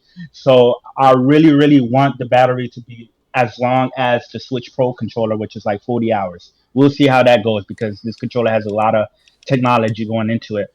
Also, after a while, I've had two PS4 controllers that, for some reason, with the left trigger, when I hold the left trigger down, um, the character starts walking to the left. It's like it messes up the analog. I've No, the had two, stick drift. yeah, the stick drift is a common issue. I've had two PS4 controllers already did that on me after like a year's worth of use. So I really hope Mm-hmm. that the sticks in the trigger are much more refined and last a lot longer. Like I said, I'm glad that the light bar is now more minimalistic. It's not this big glaring light. But yeah, honestly, I'm excited for it. I'm liking that Sony's going a different direction. It seems that with the look of the controller and possibly the look of the PS5, um, it's gonna look like something different that we never seen before. So you're gonna tell us distinct difference, right? Now, like with the Series X, right? I'm not knocking it, but with the design that they're going for, or anything like that, to me, even though it is a true next generation leap, it looks like just another extension of the Xbox One family. And with the PS5 is looking like, yo, this is gonna be completely different. You know what I mean? In my opinion. I So mean, yeah, I'm they happy said for that it. they're doing the Xbox family. They're moving straight to an Xbox platform. Exactly. They've Yeah, been that's very yeah. transparent about that, and Right. the fact that I can bring my Xbox Series X controller to an Xbox One, Xbox One controller to an Xbox Series X. Like, I like that Yeah. compatibility. But to the PS5 controller, right? I like the controller. I like the look of it. I like the features that I have. My one biggest issue is that built-in microphone. It is not practical. It doesn't make sense. I hope that they do it in the sense that, hey, this is only an in-game feature for certain games where you can use voice commands with your controller to interact with your operating system for the PS5 and for in-game like dialogue, whatever it may be, right? But I do not want to be online in a multiplayer lobby on PS5 and hear somebody with that shitty ass microphone and hear nothing but buttons and clicking happening. That is the most annoying thing in the world when I'm watching content creators on YouTube or Twitch. I hear their controller, I hear their keyboard in the background. They're it sucks. It's so trash. It's the worst thing in the world. Like, dude, get a better mic or something. I don't know. Like, it's annoying. So that's my one gripe. Hopefully that dedicated microphone built into that controller is just specifically for, hey, PlayStation, whatever the assistant that's going to be built into it, because we're moving towards smart features. Xbox One already has Alexa and Google Assistant support as of recently, so I can use my Alexa to be, Alexa, turn on my Xbox, whatever it may be. Hopefully Sony has some sort of built-in voice assistant built into the PS5 that's actually really good, and I can play The Last of Us and be like, hey, shoot your gun, something like that, something corny. I don't know, like. I don't want to hear that in multiplayer. Like I feel, dude, the mute option does exist, but it's an inconvenience for me to manually mute people, so you don't know exactly what you're talking about. Yeah, go ahead. But you can also I mean, we don't know how it's gonna fit. Like they even said, yo, we still recommend the headset. It might have noise cancellation to where you don't hear the buttons. We don't know. I'm not gonna use I'm not gonna use that. I go headset all day. I like good quality headsets or whatever. But even without that, right? Even if it might sound shitty online, yo, there's people online with shitty microphones all the time that sounds shitty as hell. So that's not gonna go away whether it's in the controller or not. It's gonna be even higher now. Yeah, shit is all right. This is my little comment with the mic on the controller. Like, I feel like Coke Boiler, you got a point. Like, I mean, you put this microphone in the middle of a fucking controller where people's fingers are going to be moving. And people can say, like, yeah, people don't be pressing buttons like that. They don't be moving the stick like that. Bullshit. Like, and then it's more amplified since it's by their fingers. So shit is not like, I mean, hopefully they do have this cancellation shit. Hopefully they do. But if they don't, and I mean, like I have like a lot of homies and shit, like casuals. A lot of them play PlayStation. They don't buy headsets. They don't buy high performance headsets and shit. Like they just buy the PlayStation and play the whatever multiplayer title. So it's like those are the type of dudes that like you're gonna be playing with. Is them dudes, they gonna get the PS5, they gonna be smoking and joking and cracking chips and shit and fucking up the controller and all that bullshit, and you gonna hear that shit amplified if they don't have that noise cancellation shit. Well, let me get. I got a different kind of take on it because I like the features of it. I like the look of it. The vertical grips are a little fatter this time around. You know, I like that. It looked like it's more comfortable than it used to be. Yeah, they're a little longer. But a lot of people are hyping the feature about the haptic feedback with the tension, which is really good. And, you know, because that's what I like. Well, I know it's not like the one on the Xbox One, but the feature didn't get support from a lot of studios. You know, of course, a lot of first-party studios, Forza Motorsport 5, I think, Dead Rising 3, you know, a lot of the launch titles, and, you know, Forza Horizon 4, I think, all of that stuff. So that's I don't have a problem with the mic or anything like that. I have a problem with the studios, like the future studios that might not take advantage of it. Because I like tech inside, like in Forza, like you going over them puddles and all that, it really immerses you into the game, man. Like so I like the fact that they did invest into the controller. I give them props for that. But I do got one more thing about this. This controller with all this technology, if it's not just PR talk, how much is this going to cost? Yeah, it's definitely going to be a more expensive expensive controller. That's what people not really think. Yeah, I'm looking at like how much your controllers now? It's gonna be $80. They're like $70. It's gonna be $80. Nah. The Switch Pro, the Switch Pro controller is like $80. Chris is on something. Switch Pro is gonna be 70. I think it's gonna be 80.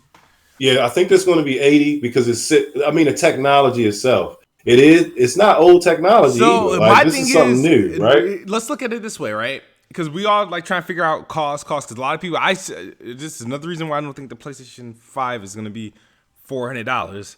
Because, all right, I'm starting to. You look at the controller. It's obviously going to be more expensive than the Xbox controller, right? Chris, what you think, Chris? Because when I seen this controller, I was like, "Whoa, they really invest some money in this joint." Wait, hold on. What you say? Someone you think is gonna be more expensive than the Xbox Series X controller? No. Yeah, I said that. Yeah. I don't think it's gonna be more Yeah, expensive. I would. It I would is. agree. I will agree. You think so? Yes. Dude, look at this shit. This controller doesn't look cheap, bro. This joint look expensive. Yeah. Just the It has Just- advanced. It has feature. It has tech in it that the Series X controller doesn't necessarily have. So I think just the can subtle smooth changes that What? the Series X has, like, I mean, they're just subtle things like the grip on the triggers and shit like that. Like what Sony's putting in this controller. Like, think about if you drop this bitch and you got to go get another one.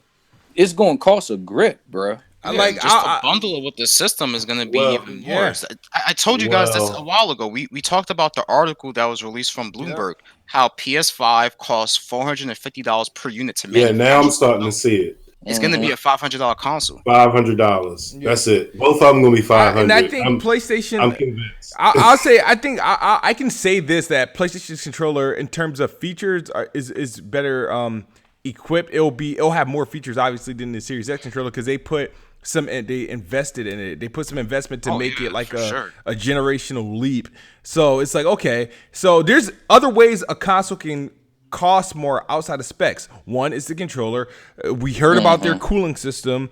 Their clock speeds are super high, and they need a special cooling system to cool it down. So sure, the numbers will say it's weaker than the Series X, but this thing could find itself being either the same price or even more if Microsoft went like, all right, I'm about to take this L on $50. Launch the PS5 at $499 and the Series X at $449. That could potentially happen. They're being super agile. They got the freedom to really price the Series X where they want. The PlayStation 5, like, it doesn't look to be like a cheap console. This is not a repeat of 2013. You guys forgot what was in like the PS4 and Xbox One base consoles. Some outdated shit. This time around, it's next gen shit that's not available on a PC yet. So, all right. Oh, go ahead. No, go ahead. No, like, I mean, we got a super chat masturbator. Grips is talking nonsense, making it seem like options are bad. I thought, the fuck are you talking about? Like, I thought bots like those. Like, also, it is God of War is better than The Last of Us in all fronts. Get him. Like, all right, yeah. Like, the thing is that I'm not saying that it's like a horrible fucking thing, but I do see that type of thing could become a issue. Like, if they don't have that noise canceling thing. I'm not saying like, hey, shit, if you want to use the microphone in that fucking controller, that's on you, bro. Like, but when a motherfucker tell you to shut up or I'll fucking mute you, they're like, hey, it is what it is. That's my point exactly. It's gonna be an inconvenience for everybody in the lobby. Especially if you invite that person to the party and they can't. Then you trying to talk to him. You like, hey, bro, should go over to the corner. All you hear is clickety click, click, clickety click, click, click. You like, bro, what the fuck? I mean, we're gonna have to wait and see how how it's gonna go. But they do got kind of like a point. I didn't really think about it like that, because nowadays when you go to multiplayer, a lot of people don't have a mic, but now it's going to be more prevalent that people are going to, like, you know, it's right there. It's right there at your fingertips. You can like the little kids. They don't invest in fucking headsets. Like, a casual don't invest in headsets. Like, they don't know like the hyper the parties fucking with your friends. That's true, but them kids, man. Who shook? What the fuck is these people talking about? I like the fucking controller. Like, like, these motherfuckers cannot listen. Like, what the fuck is wrong with you? They listen to nothing that we said. I literally said that's the one thing I don't like about the controller. I hate the fucking controller. Like, I like looks. I like that it got like the drop crotch, like the X and shit. Like, I fuck with that. I fuck with the elongated motherfucking the handles and shit. Like, I fuck with the texture on the sticks. Like, I only don't like that you could talk it to your fucking controller, bro. Like, come on. The worst thing that could happen, right? I just hope Sony don't put the same quality mic that they shipped the PS4 I'm not with mad, bro. Chill out. inside that controller, because you know the mics that they used to ship the PS4. Oh man, Yeah, them shit was trash. Those some trash. Yeah, that shit's ass. I bro. just hope it's not this to shit that straight quality, because that would be horrible. Like, Son, cats don't be listen. buying headsets, bro. Like I don't think it's. I don't think it's. I mean, we're gonna have to wait and see. I don't think it's gonna be that bad of quality, but at the same time, I don't think it's gonna be great quality because they literally said they literally say in the blog post, we still recommend using the headset. yeah, You know what I mean? Yeah. Like To add to that microphone though, that like the same guy that said that you still should use a headset, he required you to use a headset. He also said that it's like for voice search. I don't know what that means. Oh no! Yeah, It's that's gonna be probably to navigate the Yeah, UI. so it's gonna be like, hey PlayStation, hey PlayStation, start up The Last of Us 2. You know what I mean? Okay, Yeah, so some shit like that. Yeah. And Right. it better only be for that. That's what I'm saying. It should Like it's only not be only for gonna those be for features. that. No, it's not gonna only be for it, but it's gonna be what people they want people to use. That's gonna be one of the features. Yeah. Right.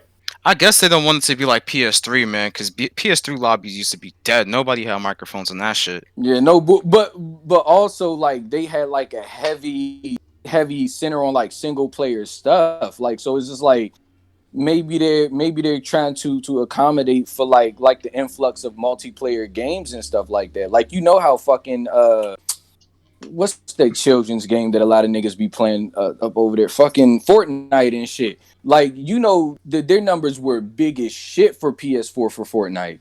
So, see, this is like, that's how they had the deals and all of that shit. So maybe they trying to cater to those folks who don't have headsets, and like this makes it more convenient for them. Man, that's since they don't know about the headsets and shit like that. Like it is, but I mean, right. Honestly, for me, I don't talk to people online, like randoms online. Anyways, like as soon as I go, unless like it's like a game that heavily requires communication, like a Rainbow Six or Overwatch.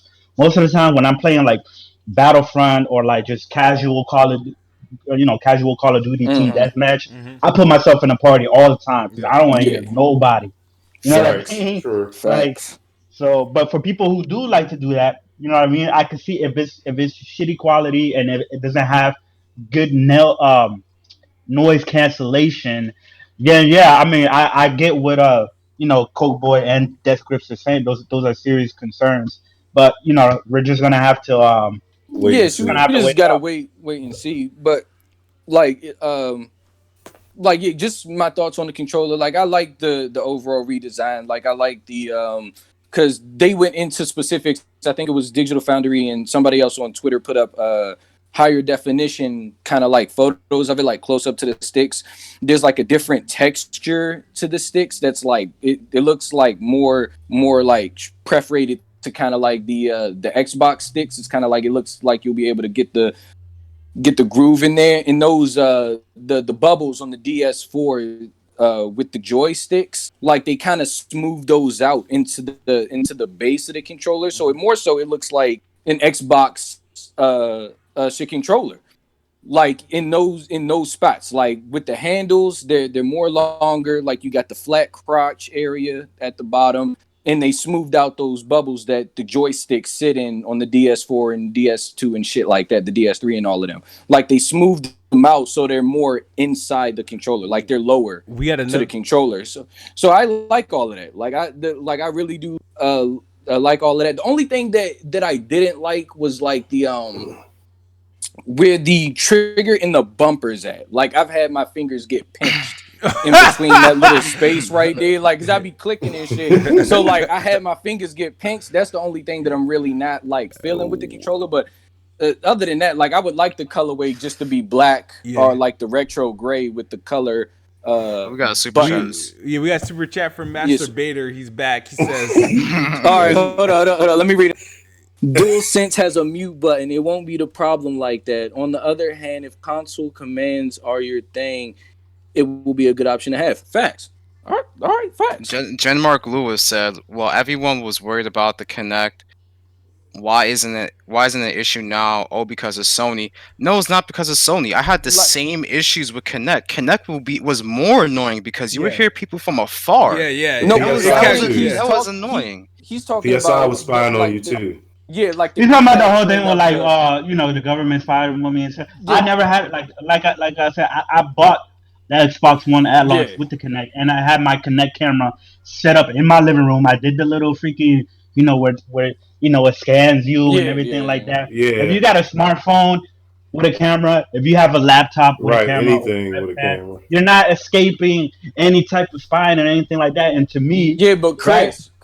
Go ahead. Chris, the thing is that the reception around that shit is so much different. And think about it. Cerny wants you to send him pictures of your fucking ears, bro. So like it's just like, I mean, it's like it's so different. Like it's a completely 180. Like everybody's like fucking Xbox is spying on you, but then like Cerny wants your fucking ear porn, and he want like they got a mic on the remote controller.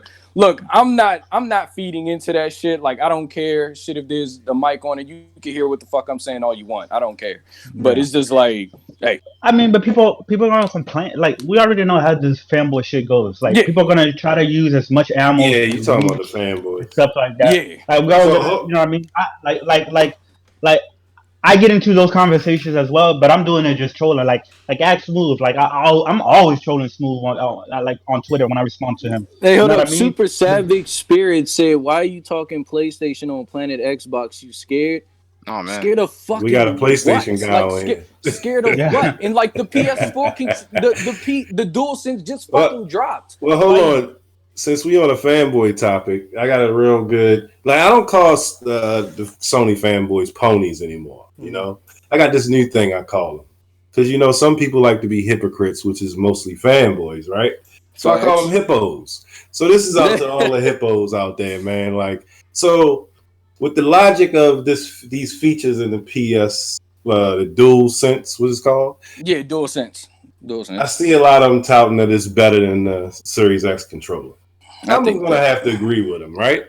I'm going to go ahead and agree with them. I can't agree. But with that same logic, this generation, they're going to have to agree that the Xbox One controller is better than the DualShock 4, right? It would only be fair, right?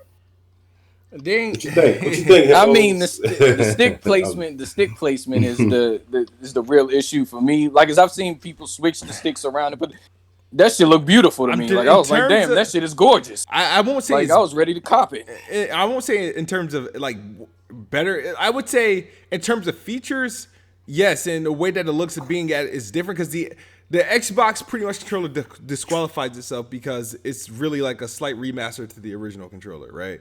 It's like if it ain't broke, don't fix it. Whereas PlayStation completely fixed their controller. They revamped that completely. It's like it looks nothing like the DualShock. So I gotta give them their props, bro. I would say so far it looked better. The features sound better. Looks. I'm not gonna lie. I'm giving like it. It brings it. I'm sorry. It looks next gen to me. And when I say y'all like that futuristic shit, I guess. Like I mean, it's that futuristic shit. Grips. If this was an Xbox controller, you'd be all over it. I wouldn't. I'd fucking hate it. Like you out your goddamn mind. A fucking Look. I'm a simple man. I like my console black. I like my controller black. I like my headset black. I like my shoes black. Every goddamn thing black. Like I don't like the dual tone things. If it is dual tone, and if Sony did do this, in which I know they I'm talking about like the Xbox Joan, and then with the DS5. If it was that, if they did do a dual tone that I would have fucked with, it would have been red and black. If well, they I ain't talking about the color. Black, I'm talking about then the I features. would have fucked with it. Like if you seen these features on the Xbox One Series X controller, you be out here, in these streets running like wild. I already like this. I mean, but there's gonna be different color controllers. I mean, it's gonna be different colors, so that's why I ain't really worried about the color. No, but I'm saying, but it's just like where the placements are of the colors. It's just like because I've seen like a red and black one. It'd be dope if they actually did drop one. But I had a DS4 custom made. It cost me like $100 and something from Colorware. It's red and black. I had an Elite Series 1 custom made. It cost like $300. Red and black. I stick to red and black for some fucking reason. Well, so like if they ever if they ever did do that, like officially, I'm gonna cop that. Like understand me, I will cop that. But it's just like I don't like black and white. Feelings. I don't Oh, care okay, shit man. about that. Well, Like, the like the console, features, they if we can agree about one thing, the console is likely going to be black and white. yeah, Yeah, oh, of yeah. course, Oh, yeah. yeah. This is a heavy Yeah. indicator. Heavy Now, do you indicator guys think Yeah. that the console is console's going to be like a traditional look, or is it going to be a tower, or is it going to look like that V? I don't feel think it's it's gonna gonna be be a tower. I Yeah, think not a tower. I think it's gonna be I traditional. think it's I think it's gonna be the form is probably gonna be traditional, but I still think it's gonna look something like we've never seen before. Like Like it's the gonna dev look kit? Oh futuristic. man, if it's Nah, the it's not gonna dev look like kit, it's not gonna oh look like the shit. dev. I don't know, I don't think it's man. gonna look like the dev kit, but it's gonna have a. I think it's gonna have a very unique look to it. And I'm excited to see because they're like this, like Jim Ryan said, yo, we switching it up, like you know what I mean. So they're going completely like we've had the dual shock design since the PlayStation One. You know what I mean? But the DS4 was a big departure, though. That was a big departure from that. Yes, it Not was, but really. It still had that No, form. it still had like that form it though. still has that form now. Like with a sticks are like I feel like Nah, the that four vertical was a grip was a big difference to the But oh it's controller. not yeah the like same. but the four like I feel was like a bigger departure because they added the pad, the the way that the triggers and the bumpers were. It was there were big alterations to that compared to the DS3. Like I still have like a PS3 upstairs. Like that controller compared to the DS4 is ass. So like I mean they've been like DS4 DualSense are the biggest departures they've had. Biggest departures they've had. All right, I'm back. What's going on? Well, What's good? we're still talking about the DualSense. But I have a question for you, Coke Boy. Do you think we know the console at this point is going to be white and black or black and white, whatever. But do you think it's going to be a traditional form factor, or do you think it's going to be more like a tower, like the Series X? Or Oh, hell no, that thing's not gonna be traditional. Looking at the way that they've been doing with this controller, and I don't know, man. Like I have a feeling it's gonna be very, very different, and just Different. different. Yeah, there we go. That's the Different. word. Damn. Right from the source. Woo! But I think it's gonna be a Yeah. dramatic like design change from the system. Me too. But hopefully it's not ugly, man. If it's looking like that sphere thing that people have been leaking so far, I don't know, man. Nah, I don't think it's gonna look That's like gonna be No, really, really weird. shit, if Looks like it a was that fall. little, if it was that little cube thing like that I saw floating around, I was like, that shit looks sharp. Like if that motherfucker was like a box, those are like fan Two-tone. mock-ups. Yeah, yeah, those are fan not mock-ups. Yeah, hopefully like I'm those hip. are Like fake, I'm man, just 'cause saying. somebody had like a Like spec sheet. yeah. So when I saw it, like I was like, shit, because we've all seen the mock up of the jump that had like a slant in the front of it. Like it had like a slant, but it sat flat, like like a traditional console, but it had like the slant in the front of it. Like that could have been like that could be it, but I don't think like the people mocked up towers and they mocked up the cube and the spherical thing. Like I don't think it's gonna be anything out of the norm just because like that Japanese culture and all of that. Like they like stuff small, smooth, kind of like sleek looking and shit like that. So I feel like it's gonna revolve around that because they have to No. capitalize in that area first. Like they gotta Yes. dominate there first. I don't. No, I hear what you're saying, right? Because Sony is a Japanese company, but lately, and especially this generation, like they've been catering more to like Western. West. You know what I mean? And Western. Plus, like the lead system architect, Mark Cerny, you know what I mean, is a Western. You know what I mean? So I mean, but he's always they've been been there. catering, Like that's not right? But like the they've been catering more to the West. They still cater to Japan. They sell most of their consoles in Europe, so you got to think like Europe and in North Yeah. America they're pretty much their big buyers now. So Japan hasn't been as relevant to them. well, because the culture's That's changed. Nintendo stomping ground. Yeah. Now. They took over. Sure, but it's still, but like the culture changed and all of that. But I'm just saying, it's still Sony though. Like at the head, like it's still Yeah. Sony, and like they still have to capture that. Like they've made more games that have been like favored in the Western audience, but they also still get a lot of those Japanese titles that never hit X. So they still have like a heavy base like invested in that. So they have the focus on them. Like that's their home. I still think it's gonna be traditional though. Yeah, hands down. It's gonna be probably gonna be traditional. traditional, but I think it's gonna look like if it's not, I would like to see it be like a tower like as well, but I gotta feel it's gonna look like one of them like one of them X1 cable boxes, bro. Bro, it's gonna look like a nice boxes. pair.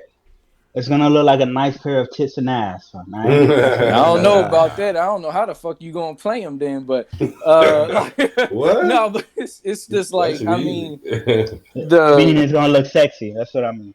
Oh, okay, all right, true. Honestly, I'm yo, I won't be the tower's fire. surprised if PlayStation's games aren't on a freaking disc and they're on like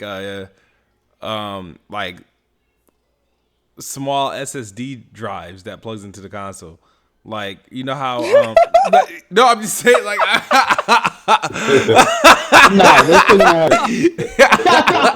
No, it's only gonna be this. It's funny, man. you said it's gonna be this. All right, yeah. But no, it's getting late here. That was like pretty much the final topic. We spent a great deal actually on PlayStation today, but Hey, that's the hottest news today. it is. You know what I controller. mean? So next, I'm pretty sure. What are we? Wednesday.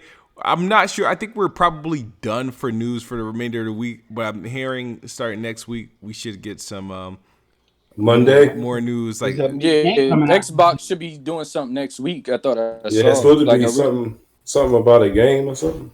yeah, we should see. Yeah, no, there's a big game coming out this week. No, it's not coming out. He talking about Final Ain't Fantasy. no games. bro. Yeah, she's talking about Final Fantasy. We talking about next week.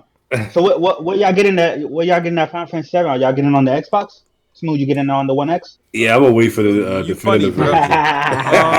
Like we already know. Like my brother told me that the physical 2-disc. You get what I'm saying? Kind of Yeah, like it Red is Dead 2. 2 So you got the installation disc. Yeah, yeah. Then you got the jump. So think about that. My man said we don't know how much this is gonna be, bruh. I will wait. Like I don't think about that. Oh, yeah. It's about to be a $60 game, then 2-disc each motherfucking pack. If so, like that's And people- like 6 discs. And people are taking L's on that. Like I've been saying, but I know this is not topic or whatever, but real quick, I've been telling people that this remake is not a 1-to-1 recreation of the old Final Fantasy Of course 7. not. It's not a one. I've been telling people that when people are like, oh, they're splitting the game up. It's not the full game. It's not a complete game. You can't say that with this game because from what I've been hearing, a lot of people who've been playing it, they said that there's a big, huge surprise and twist at the end. And this is something that the co-director was saying a month ago, and I was telling people that people the people who are huge fans of the game, they no longer know what's going to happen next. So it's not the same game. What I've been telling people. So you can't say it's not a full, complete game because it's not the same game as the old one. Mm-hmm. Like and I've when been they telling do people, these, it's like like when they do these remakes and shit. Like when they do these, just like with like Resident Evil and shit like that, like there's gonna be tiny alterations to update it and like adding detail or whatever to flesh it out. Like people should have already known that like there were gonna be changes to this when they said that this game was gonna be 30 plus fucking hours before it even dropped in anybody's hands. Like they should have known that Mako part in the beginning of the game is not that fucking long. So, but here's they the thing, added shit to it. They're not what they're saying is this ain't no tiny small alteration. They're saying that this shit is completely changing the storyline, and a lot of people are saying for the better. You know what I mean? I don't know. We'll see about that, but we'll see about that. But yeah, like I've seen, like the reception is good from what I've getting a lot of great scores. Shit, like it looks really good. So it's just like, I mean, people should expect when they say remake, like it's not a remaster like fucking Shadow of the Colossus. This is a remake. So like when they were doing this, like they had alterations already like in thought. Like when they were coming to this shit. So like what they call it, they say because somebody like Jason Schreier, he was very vocal against how they're splitting up the game. He said he didn't like it. Shit, I am He said too. when he was playing the preview of it, right? He was very vocal about the splitting up the game. But then when he played the game and he reviewed it, he said like, oh, he changed his mind. He was like, oh, okay, after that, how I seen how everything played out, now I see why they had to do it this way. And he's very excited for for the future because this is not a one to what I mean. So this is not gonna. This is not the same. This is not the same game. So people, you can't use that excuse as like right. And people who've been playing it to say, yo, if it has a beginning, middle, and an end, it feels like a full, complete game. Yeah. The overall story is split up into like a trilogy, like Star Wars or like Lord of the Rings, which I've been Like telling if it people is a trilogy, but like the dude said who was working on the game, like they got the engine down because that's what was causing them to a lot of issues and frustration. But it's just like that man still doesn't. They don't have an ending in place. Is from like what I'm reading and shit. They don't have like a finish line. He said he doesn't even know how many discs it's going to be if you get it physically. He doesn't know how many parts it's going to be. Well, how many parts of the game? Yeah. Yeah. So see, this is like this could be. He said from like what I read, he was like 4 to 5 parts. Now push that out as you will. Like we got 2 discs with this first part. Then you get another 2 discs with the next one. Who knows? Get another 2 discs. Like yo. Well, we don't know if we're gonna get 2 discs because this next generation they're gonna be using SX. Yeah. I'm hip. But it's just like supposedly the compressions are gonna get smaller. Yeah, I know. But the whole thing is gonna be 3, 4, 5 parts or whatever. I mean, we got 5 Gears of War games. We got 4 Uncharted parts. Different. We got I get what you're saying, but it's it's not different because this is a totally new experience. This is not the same old game. People keep trying to compare it to the old game. It's a reimagining of the old game. This is what I'm getting, right? I'm getting that Final Fantasy VII, right? What they're doing is they're taking Final Fantasy VII and they're taking the lore and creating a series out of that. Right. That's what I got out of it. Yeah, they're making parts out of it. The guy in the comment section, Stick of the Truth, he's saying it's like they take your favorite movie and they write a book series on it. Yeah. Explaining it in every detail. Like what I'm hearing, I heard somebody say like part 1 is like Chris, help me out. Madgar or something like that. It's in Midgar, yeah. Midgar, yeah. It's the old game. It used to be 5 hours. It used to be 5 hours in the old game to get out of Midgar. They stretched it out to about 30 to 40 hours for the story. Right. A whole bunch of other content. I was watching like GameStop said as far as a standalone Final Fantasy game, he said this part is complete. Kind of funny games. They even asked him, "It's like, yo, does this feel like incomplete or whatever?" And they were like, "No, it feels like a complete game. It has a beginning, middle, and an end." And like I was saying, people say it's a crazy twist in the end that is not the same as the original, so you don't know where it is going. This is why you can compare it to something like a Star Wars or something like that, and because it's not the original game. Right. Okay. This is what I'm trying to say, because people be like, well, you can't really say that because the original Final Fantasy was released as one package with the entire story already in it, right? They had limitations back then as well. But hold up. But what they're saying is, so we already know the story of the entire story of the original Final Fantasy, right? Yes, we know the story of the original Final Fantasy, but we don't know the entire story of Final Fantasy VII Remake because they're switching shit up and expanding and adding a lot more stuff. Plus, you have a bigger world to explore as well. So, like, you get to explore that entire area of the first part, and then do a lot of quests within that world because it's to extrapolate the story and create an entire world in which you can explore and interact with. That's more valuable than having something completely linear in which it's just done in like 5 hours. Yeah. Like they said, like it was just like there were limitations where it's like they don't have those boundaries anymore. So they could definitely flesh out Midgar and like really put like a lot of quests and like flesh. Like they even have the puppy slide in the jump that I saw from the original one, and you can slide down that bitch. They've really done a lot for the game. I'm not taking that away from them. I would never take that up. Final Fantasy VII was my first RPG ever. I loved it to death. It changed my life. it's just like I don't like, and this is my own personal thing. It's just like I don't like the way that they're doing it. But hey, look, I'm here for it. So shit is what it is. But it's just like I just don't like that whole not knowing how many discs is going to be and parts and all of that shit. I just can't vibe with it. I mean, But we don't know how many parts the new God of War is going to be, Yeah. because if you play God of War 2018, that wasn't the full complete story. There was still a lot of stuff that wasn't of explained. course, no. But I'm saying That sets up for a sequel. That's exactly the same thing that this game is doing. That's what I'm trying to tell you. What I am saying here is that this man does not know how many parts, bro.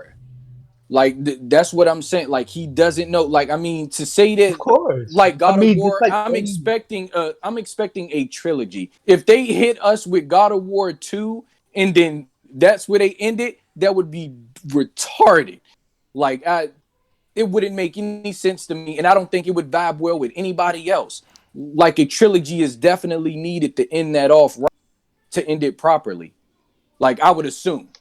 Like, yeah, but we don't know that. Yeah, we don't know. Yeah. But we don't know how many but parts. that'd be weird as hell. Like that, I'm just It's saying like that'd be this weird game. as hell. We don't know like, how many parts. It could be a trilogy. We don't know. So but he said like what he said was like 4 or 5 parts. Yeah, but I think they're just. He's guessing. I think he's just No, gassing the himself. creator too. I think he's just over exaggerating how much content that they have on it. Like, right. The creator didn't say that. The creator, what they say is they can't talk about how many parts because they're still planning that out. So they don't know how many parts it's going to be, right? So we don't know. So, like, yeah, we don't know. I'm assuming the trilogy, but we don't. It can go into 4. Who knows, Yeah, right? the dude said 4 or 5. That's what I read. I don't think it's going to be. But he 4 or 5. doesn't know. I think It could be more. Yeah. It could be more, or it could be less. I don't know. But I'm just saying, I just don't like that specific line. Like that's the only line that I just don't like. Like I would like for it to just be the 3 parts, and like that'd be great for me. Like I'd be like, yeah, that's dope. Like, but I don't know. Like, all right, Yeah. let's Well, get out. listen. Let's Yeah. get out of here. Because Final Fantasy, I can't relate to that. But like I said, I enjoyed the demo, but like, and I'll probably get the game. But no, shout out to everybody tuning in. Everybody on Mixer that watched. That was Exit 53, Logic, Alley Boys, T'Challa, P90 X-Man. I don't forget about you guys. Shout out to everybody on the tube. Optimus Code, Masturbator, Bari, Saltiest Gaming, everybody that showed up. Definitely appreciate you guys rocking with us. We're going to sneak out of here. Make sure you subscribe if you're not subscribed. Also follow me on Twitch. I am on Twitch. That'll be twitch.tv/KissMove89. I'm streaming there as well. But yeah, and follow me on Twitter. It's been an amazing episode. Looking forward to more next gen news, more PlayStation 5 news. Like the more PlayStation news we get, the more Xbox news we get. That's how I look at it. And hopefully you guys have a wonderful week. Stay safe, stay blessed, and we will see you guys next week. And as always, Xbox is the best box, and I am the best bot. Good night or good morning if you're on the other side of the globe. It's morning time somewhere. all right, peace, y'all. Peace.